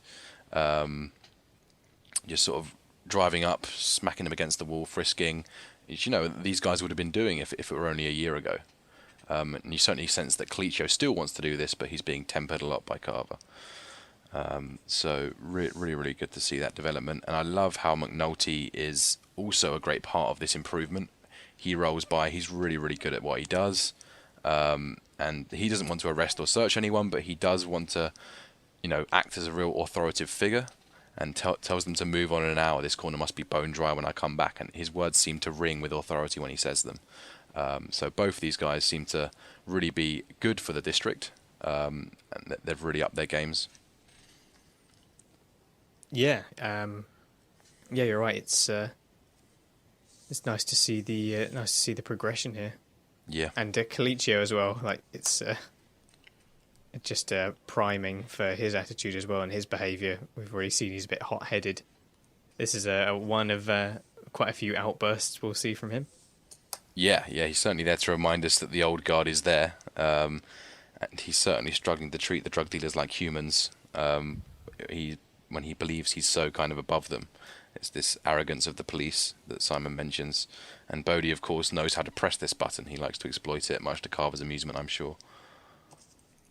And you mentioned the monologue that Carver had earlier before he stood on top of the car. It's nice that we've gone from "you don't get to win, we do" to telling Colicchio, essentially, you can't win them all. Yeah. We can't come down hard on everyone. So it's actually ineffective to do so. So just a kind of direct transition to what he's learnt there. So this is a scene of maturity. Yeah, definitely. Really, really good scene. And also a scene notable for our first re-elect Royce sign. And these political posters will gradually saturate the episodes between now and the election.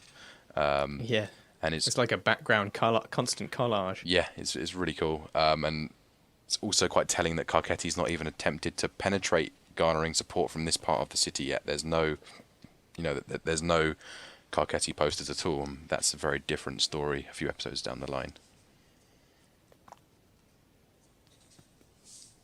All right, so the third section for the Western District then. Okay, final section. At the roll call meeting, the officers are given a mandatory lecture about soft targets for terrorism. Sant'Angelo and Truck voice dissent about the usefulness of the seminar. As due to the drug war and crime rate, counter-terrorism is not a priority feeling amongst the Western District officers. Sant'Angelo makes some particular comments, satirising terrorism in the context of the Western. Carver then makes some other jokes about Baltimore to blow up something like a chicken joint. Lieutenant Mello calms the officers down. Bunk visits McNulty at the meeting to ask if he knows Lex. McNulty suggests Bunk talk to Carver as he is now on top of his work. Bunk suggests a drinking session and McNulty counters by inviting him to dinner with his partner B.D. Russell. Sant'Angelo walks out of the meeting and McNulty takes his discarded briefing binder to give to Russell's children as back-to-school equipment.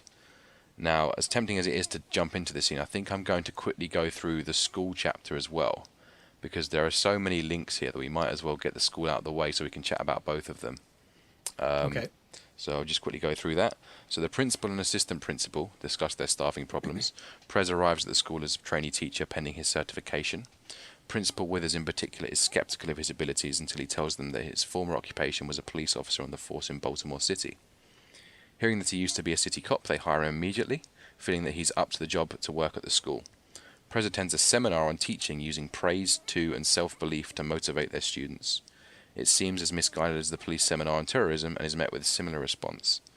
Teachers specifically ask the old woman who is giving the lecture what her lesson plan suggests when students vandalise the classroom and attempt to assault them with textbooks and pencil sharpeners. Prez later takes in his new classroom, which is a complete mess, but seems excited at the prospect of teaching. So yeah, a lot of connections to be made there. Starting again with this emphasis on the terrorism now coming into the actual police department proper, and it seems totally inappropriate given that it's very unlikely that Baltimore is going to get attacked by terrorists. And we are shown this in combination with the teachers as bad students kind of vibe. We even see them like passing notes and doing all of the things you'd normally expect kids to do. That's so true. Now, it's the teachers that are doing it, so it's that nice reversal there.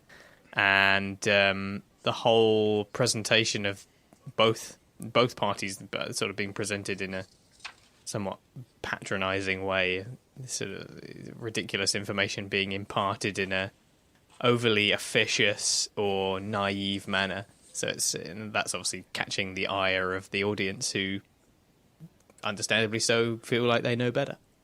Yeah. The education on both accounts is just so far off the mark, isn't it? And particularly, I think with this school stuff, like I am lovable and capable. It's just so both telling yourself that you're lovable to avoid having a kid throw a textbook through a window is, there really is no connect there, and being trained on where to be extra vigilant that a terrorist might be hanging around, it's just very, very just inappropriate. And I like that Carver makes reference to the Apex crew in one of his comments, which was, as we like to make our links, the Apex crew was a real stick-up man in Baltimore. His name was Apex.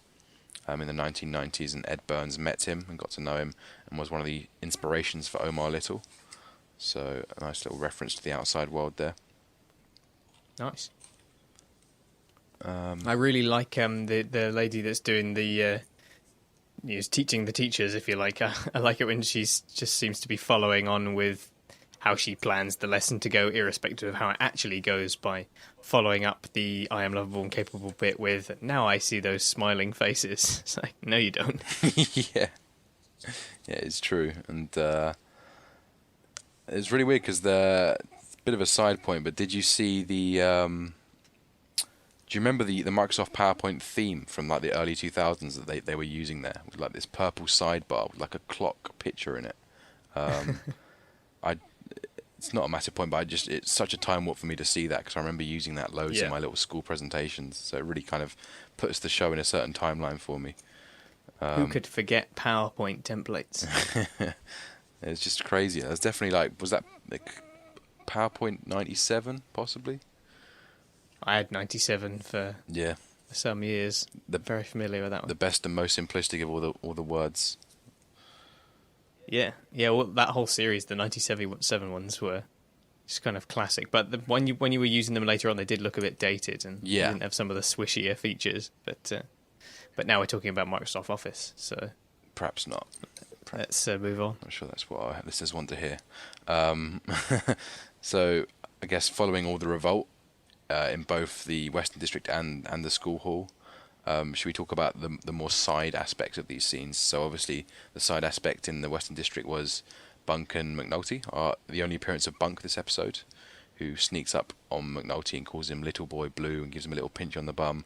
We're just reminded of how great this relationship between the two of them are, and how funny Bunk is, how much of a lovable character the guy is, and really good to get back with Bunk. I love the expression on his face when he's just says dinner. Yeah. He's so sort of, It's a mixture of surprise and disappointment and a little bit of disgust, maybe.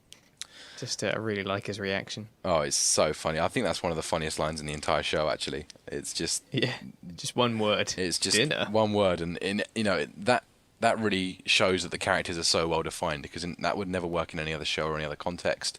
It's completely relevant to McNulty's kind of temperament and what we know about him, and the fact that dinner is just, it's this ridiculous concept, having known the man up until this point.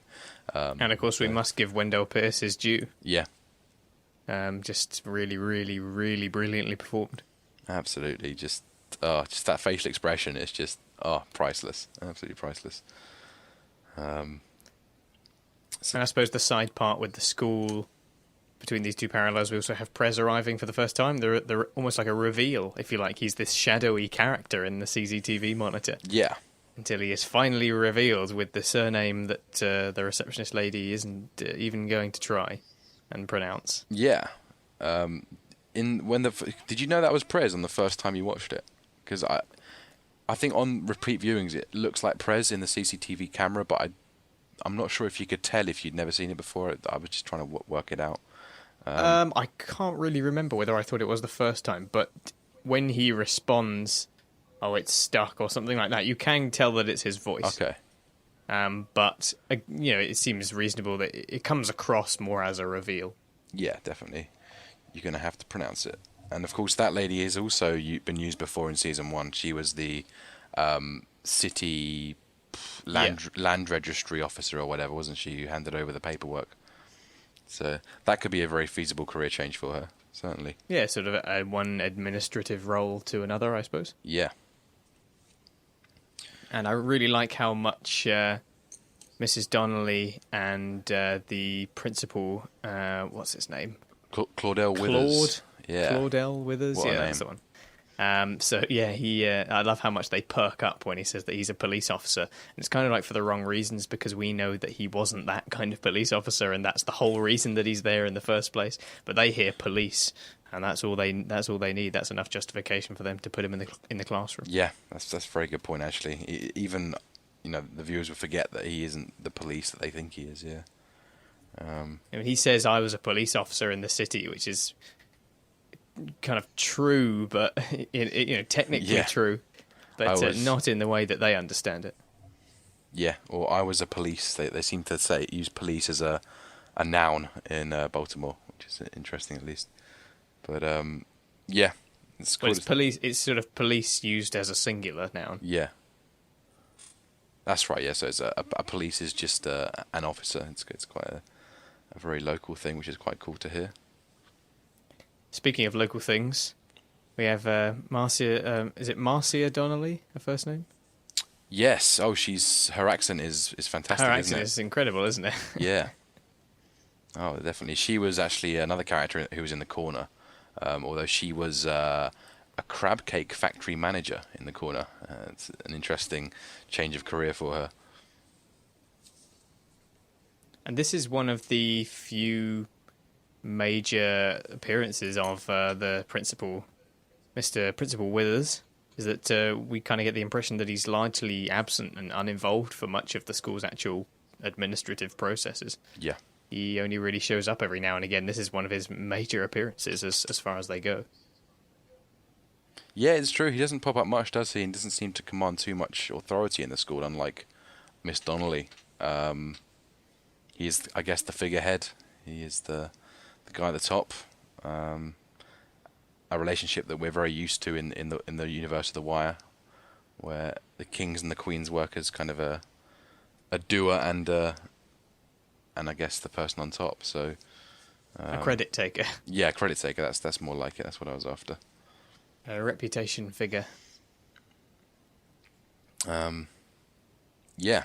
So we see the school is very desperate and broken, and we don't yet know what it's like, but it doesn't look like it's going to be particularly successful. Yeah. I suppose with this sort of double figures in the organisations, it seems like you have one character who has the reputation internally and within that organisation itself, and then the other person on top whose reputation exists largely outside. So I guess you have, Mr. Donnelly's well known throughout the school, but it's probably not as well known outside. And to the parents, for example, they might see the principal as more the figure of the school. And then with the Barksdale, Stringer is kind of known for his position within the Barksdale crew, but it makes himself less known outside, and it's Avon's reputation that carries on the outside. So I guess it's a similar style of reputation that they're going for. Yeah, certainly a very good point. Yeah. I guess the final bit is... Anything else we haven't mentioned yet? Yeah, so Prez seeing his classroom. That's right, yes, of course. And it's surely not a coincidence how similar the classroom looks to the detail office. I think it's got very similar colours going on there. They have those sort of slightly, occluded windows where they're sort of, I don't know, they look slightly boarded up almost. They've got those coloured panels on them, and I don't know, something about it really just looks like the detail office to me. It feels like Perez has come home in a strange sort of way. This is where he's going to be conducting a very different kind of investigation. He's going to be investigating what it is to be a kid in this city, and his board is now going to be the blackboard. Yeah, and the classroom is certainly in ruin, possibly suggesting the sort of mess he left behind in the old detail room. But it was like that when they found it as well, weren't they? Yeah, that's true. It was sort of like a slightly run-down building when they got there in the first place, and it was sort of like, yes, this is ours, this is our space. And we get a similar feeling from Prez here, who, this is me. Yeah, he seems pretty excited by it, and the classroom clearly hasn't been touched since it was potentially ransacked the last day of term, at the start of summer. So they haven't even turned the chairs over yet, so there's certainly a lot of work to do before the kids come through the door. And that was really something that, such a point of suspense when I first watched season 4. I knew there'd be a lot of classroom scenes, and I really wanted to see those. Like the school dynamics would be so interesting, and the show does make you wait quite a while for it. Like it's not till the end of episode 3 that the school term starts again, and they've finally done all the prep. So that's a really nice aspect of the show that keeps you hooked. Well, that whole build-up to the start of school is wonderfully done as well.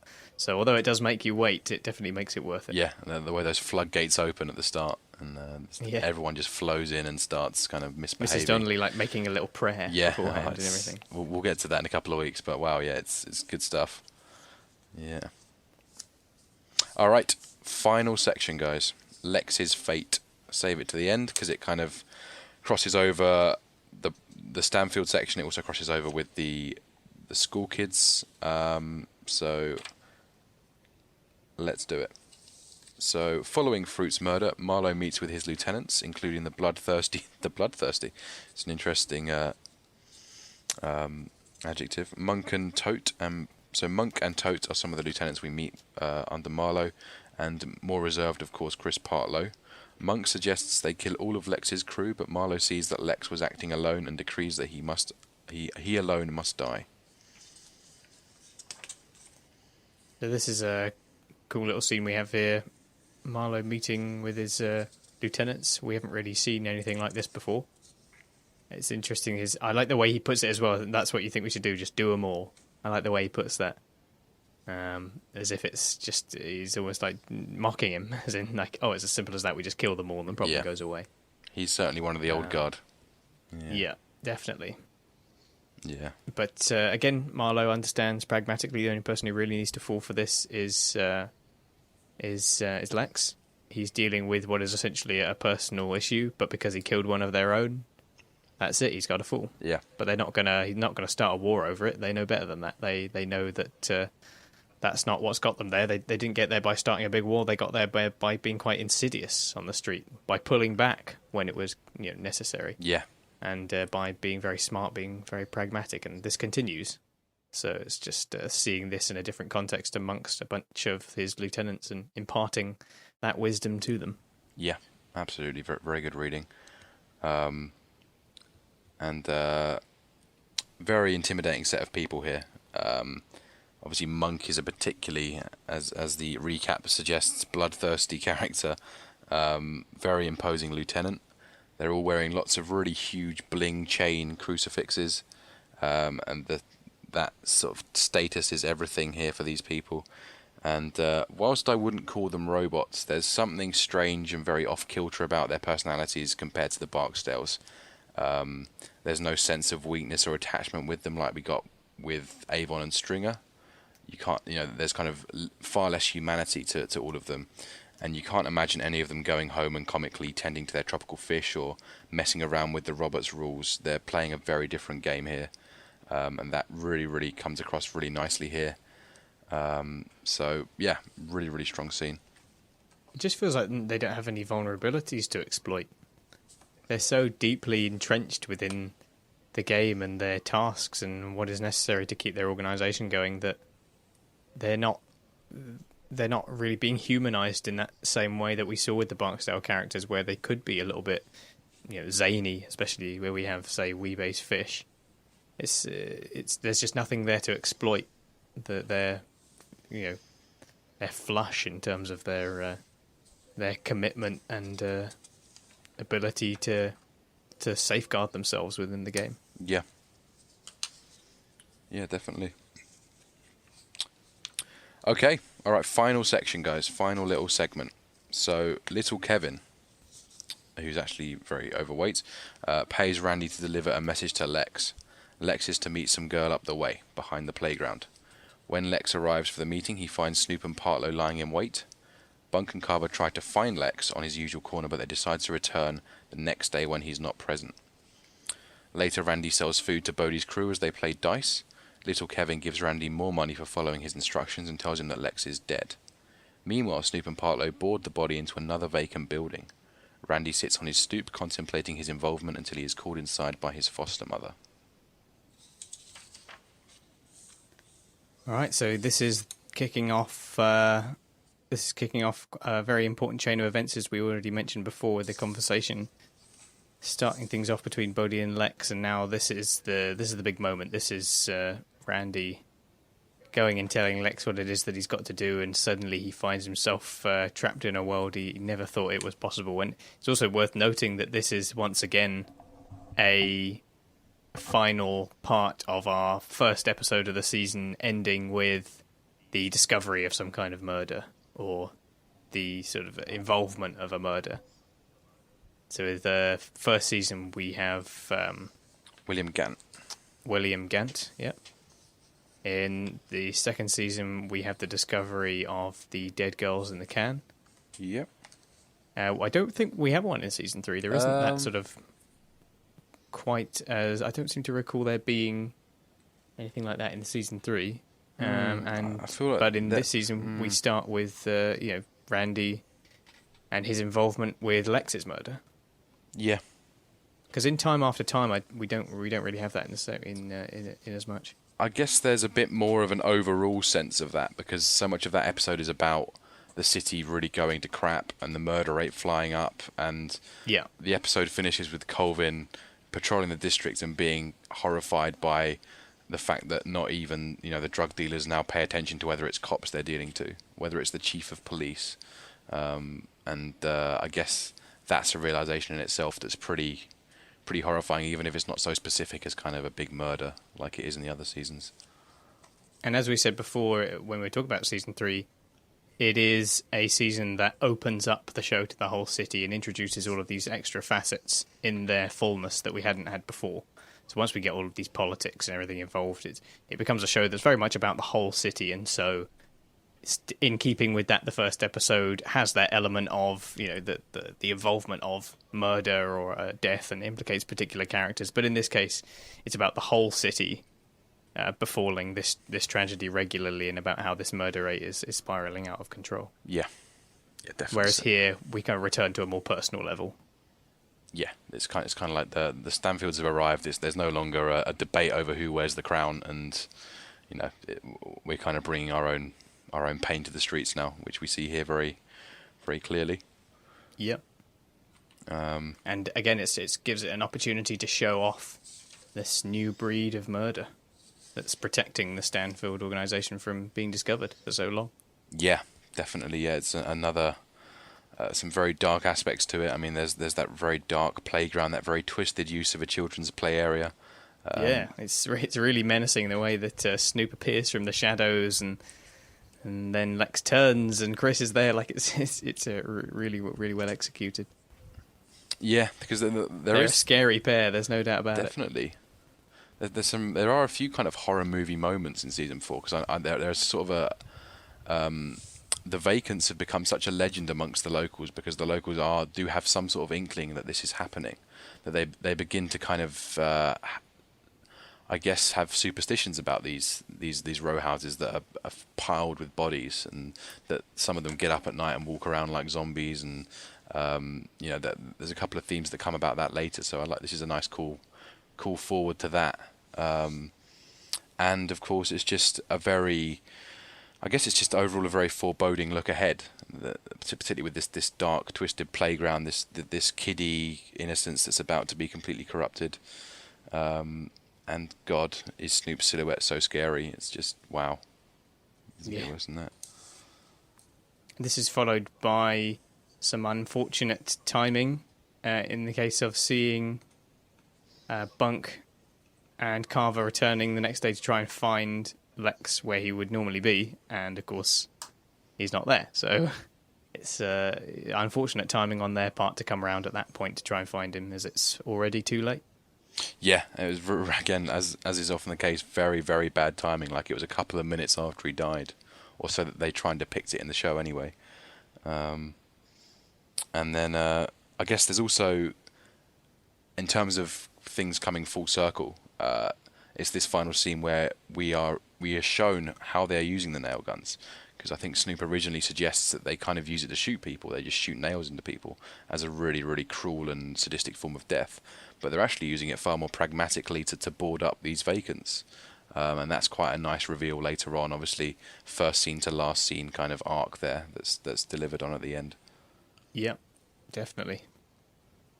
Um, and then finally, we after that we have Randy. We rejoin him, and he's obviously thinking about all that's going on. He obviously doesn't know what's happening, but he can certainly imagine it, and he has no idea how far embroiled he's going to be getting with the police, especially in that police car passing.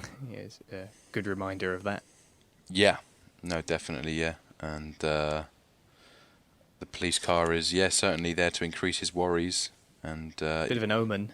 Yeah, certainly. And I guess we didn't mention the bit about Randy selling off the Skittles and sort of showing off more of his entrepreneurial credentials. Yes, that's true, yeah. So he obviously mentions that he'll whack up the prices once school starts. You know, he clearly has a strong understanding of marketing and motivations from this early age. Feels very Prop Joe-esque. I don't know if you've seen the short that shows Prop Joe in the 60s at school, but there's some heavy parallels to the way he was doing things there, like paying, demanding high prices to do kids' homework and that sort of thing. Not sure how I feel about those shorts, especially the Prop Joe one. Something about them is a bit ham-fisted. Yeah. It just feels like fan service. And the Bunker McNulty one isn't ham-fisted because it uses the real actors and stuff, but it doesn't feel very necessary. It just sort of feels like a little bit of a side funny episode. It's just Bunker McNulty being I think they're very conscious of each other's egos. They're a little bit frosty to begin with, and they just start drinking and become best of mates. So, certainly worth watching, but I know what you mean. Particularly Omar and Prop Joe. It can be doesn't quite ring true. Yeah.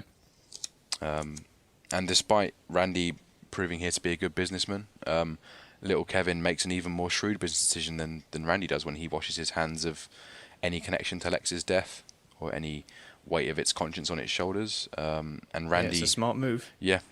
Randy, being too nice, falls for it here and doesn't ask any questions.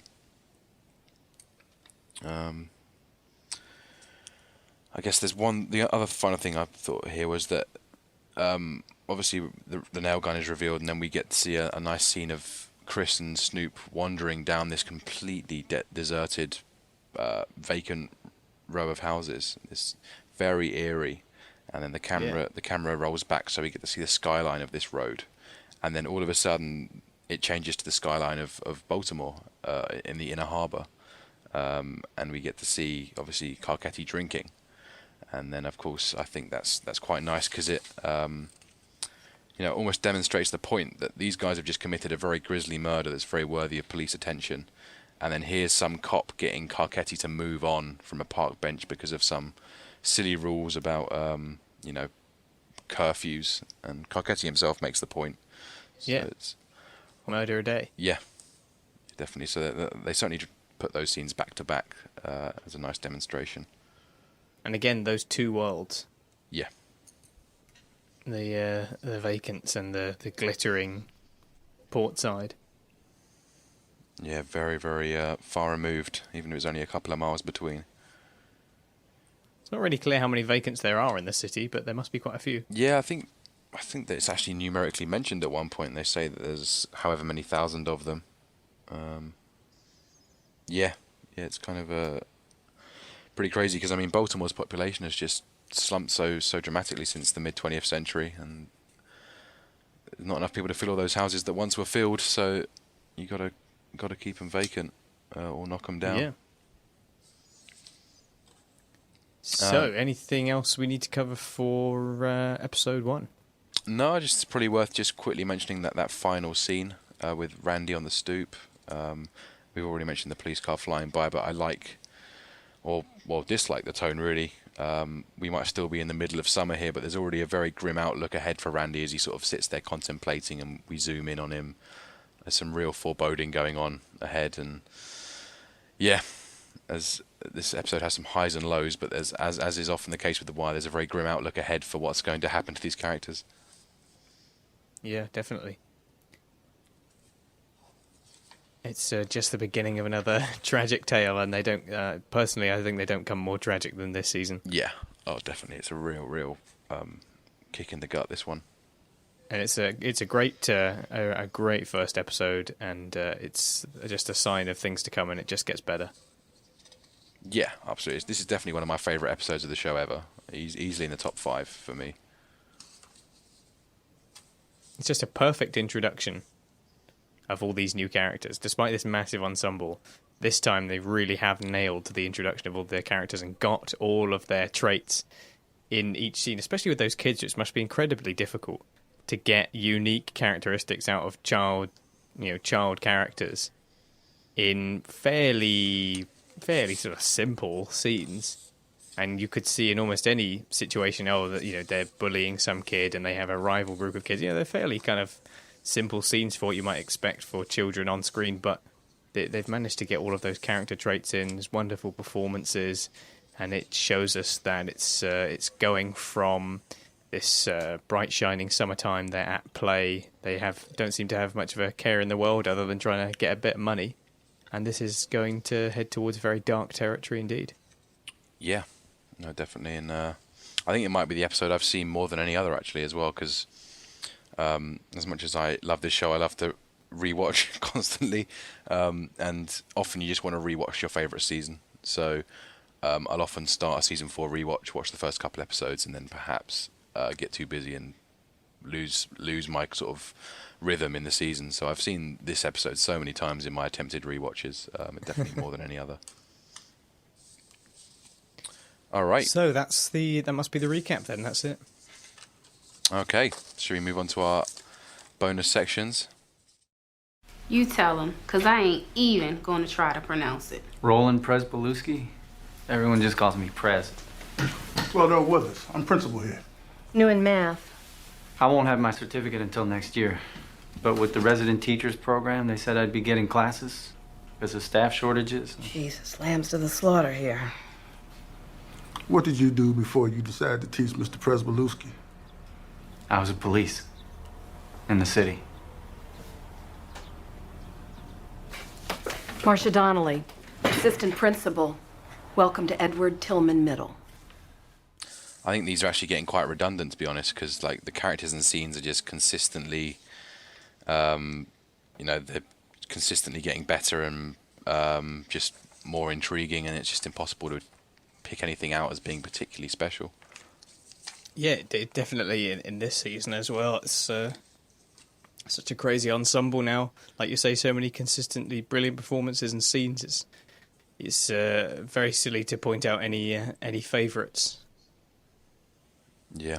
I guess if you had to pick a favourite scene, is it possible?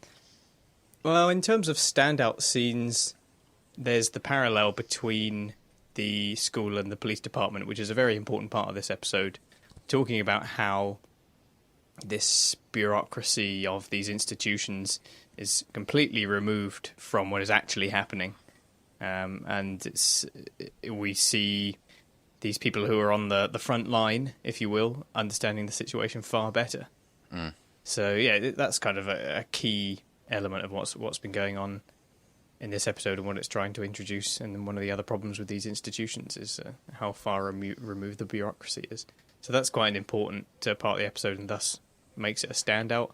I would also say the scene with Lex actually kind of before it actually happens, with him discovering who it is that he's really meeting in this playground. And I'm glad that you brought up that it's almost like a horror film, because it is, the way it's shot and the silhouette and him turning around to see Chris. Like, it is really, really well put together, that scene. I really do enjoy it.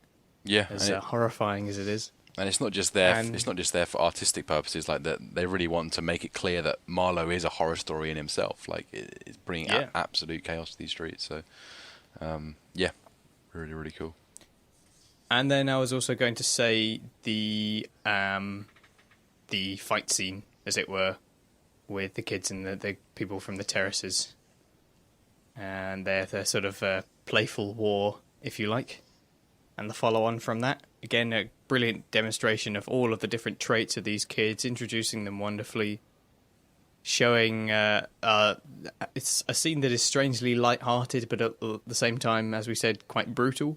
It's very physical, and ends up with them just going for ice cream, which feels like a strangely perfect ending. So yeah. It's just how nonchalant they are about being in this massive fight, as if it's just another day. They've come out feeling like heroes, and that's the main thing, irrespective of whether or not they are. Kids play, yeah. It's definitely worth remembering this scene, because they do call back to this at a very critical point in season 5, where Dookie asks, obviously, Michael if he remembers when they used to, play with the piss balloons in the summer a couple of years back, and Michael doesn't remember it, and. I don't think at the time of watching this scene you think of it like that. You think of these kids as being a bit boisterous, being a bit brutal, being the same as they ever will be. But obviously when you watch it in the context of that scene, you suddenly think back at this moment and you think, wow, like these kids did actually used to be kids. And it's worth just trying to, making that point and remembering that from now on. So, yeah. Really, really good scene to mention, definitely. Any other scenes you wanted to mention? I mean, if I had to pick one or two scenes, I love Carver and McNulty showing the maturity of the Western District streets compared to last season. Possibly the most uplifting of the scenes in this episode.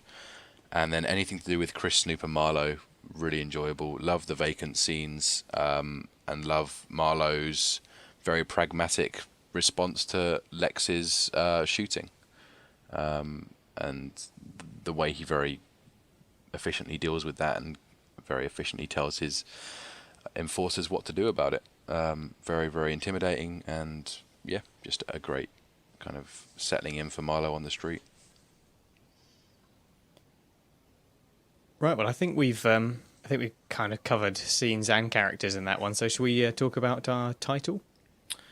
Yeah, sure. I mean, it's probably just worth mentioning Carcetti. He is perhaps the star of this episode.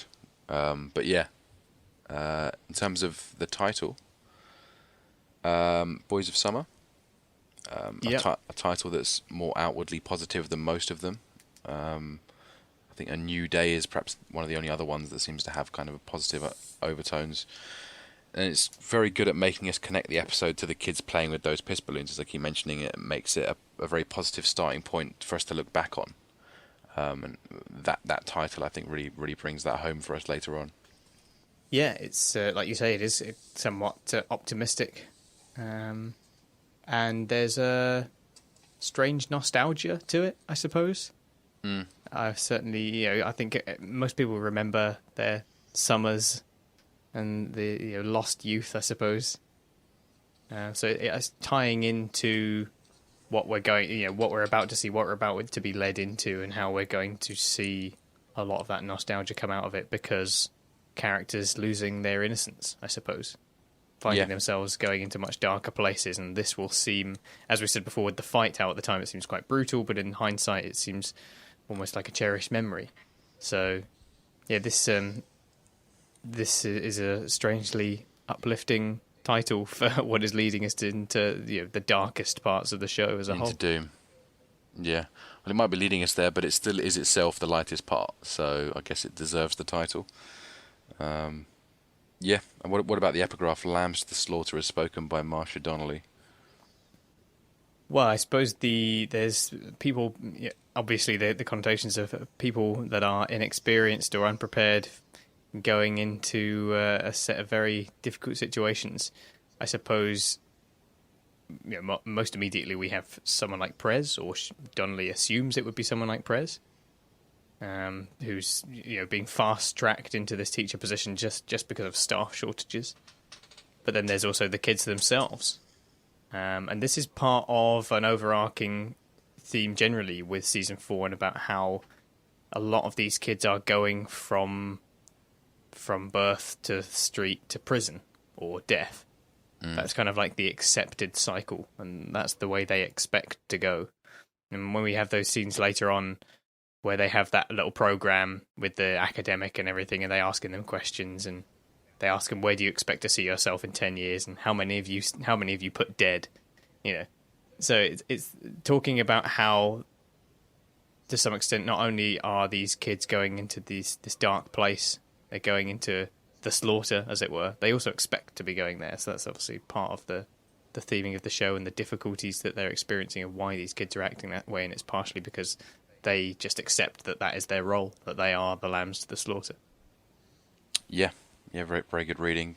Probably similar for me, really. Yeah, just a very grim, could we call it catchphrase? It's kind of way too positive a word there, but it's kind of the catchphrase for the season. It's the trajectory for these kids from this point onwards, really. So, and obviously, as you mentioned, more literally, it refers to Prez coming into the school. But not a bad epigraph at all. Very, very foreboding. And I suppose it's trying to hint at Carcetti as well, because he's another, again, inexperienced character heading into a situation with a lot of pressure. Yeah. Not quite as dark as the other situations, but certainly he, at this stage, seems a bit underprepared. Yes, certainly. I guess you could also possibly refer to the way Chris disposes of people, kind of almost slaughtering a lamb for the money you get from the meat. It's this process. It's not this emotional... making it quick. Yeah, making it impersonal and quick. Yeah, that's true. Very good. So yeah, despite how great the episode was, there was no Cutty, there was no Bubbles, there was no Rules, there was no Burrell, there was no Bunny, there was no Omar. There's all these great characters that we didn't even get a look in. They didn't get. You don't. I didn't feel at the end of the episode like, where were all these characters? I still felt like I'd had my fill. Yeah. There was no room for any more goodness in this episode. Yeah. Stuffed. They all will come back, not to worry. So yeah, that's the start of season 4. Then, anything else you want to talk about in this episode and how we're embarking onto season 4 now? Already have, I suppose. Yeah, we're deep into season 4, into the best season. I feel like we're going to have the strongest discussions probably throughout this season. Each episode seems to have the most to offer. As I mentioned, this season seems to be particularly strong in really underlining parallels, not just between institutions, but also lots of scenes that link together back to back, that sort of thing, which I think is going to be fun to spot. So yeah, really looking forward to Carcetti's rise. Lots of other good stories to come. Yeah, definitely. Can't wait. Yeah. All right, so that was first episode, season 4. Here we go. It's pretty exciting. As we said before, probably it's our favourite season, so can't wait to do the rest of it. Yeah. Feel free to drop any thoughts that you've got about this episode. I think we mentioned before about it, who was your favourite kid after the first episode and who ended up being your favourite by the end of the season. That would be interesting to hear if you got any thoughts on that. And whether that's changed over time as well. Yeah, exactly. Because I mean, especially on repeat viewings, it changes. It's a show that changes each time you watch it. In a way, your perspectives change, your opinions of people change. Especially if you watch it as you get older. I feel like we were in that position where we saw it at a certain period in our lives, and are watching it again over a certain period of our lives, and that in turn is changing our opinion of it. So, some people may have had similar experiences. But if you want to share them, then drop us an email, caughtonthewire@gmail.com. There's also a contact form on the website, caughtonthewire.wordpress.com, where you can also download all of the episodes. Regarding the iTunes stream, I will mention as well that it'll be when the second episode of this season goes up that I'll be removing all of the Season 3 episodes from the iTunes stream. So you have been warned. Obviously, they'll still be all available. They'll still be on YouTube, still be on the website. You can still download them all for free, so it's not going anywhere. It's just the iTunes stream is being trimmed for the sake of our bandwidth, because I seem to get an email every single day. I'm not sure how to stop them either from our podcast host saying, you're reaching your monthly bandwidth. Yeah, it would appear there is no limit if they keep on coming without consequences, but we better not stretch it. Yeah. I'm not sure what the actual limit is, but yeah. So just I will be trimming that come the second episode, just to let you know. But until the next episode, when next episode will be? Is that next week? I know it's really painful, but there's a possibility it won't be next week. It might have to be 2 weeks. But I will try my best, guys, to be here next week and have it ready. So I believe you're going away, aren't you? That week? Yeah, it's summer, boys of summer, summer holidays. Yeah. I will be away next week. As much as you can consider it work, I do enjoy the podcast, so I will try and prepare some notes and perhaps spit out a podcast while I'm on holiday. If I'm not able to do it, then I do apologise. But we'll be diving back in very seriously the week after, hopefully without any breaks. So, well, either way, I'll put a post up on the website so that you know ASAP what's happening, whether or not there'll be an episode. So as soon as we know, you'll know. Yeah. All right. Well, thanks very much for joining us. We'll see you either next week or the week after for episode 2 and the remainder of season 4. Thanks very much for joining us. See you again soon.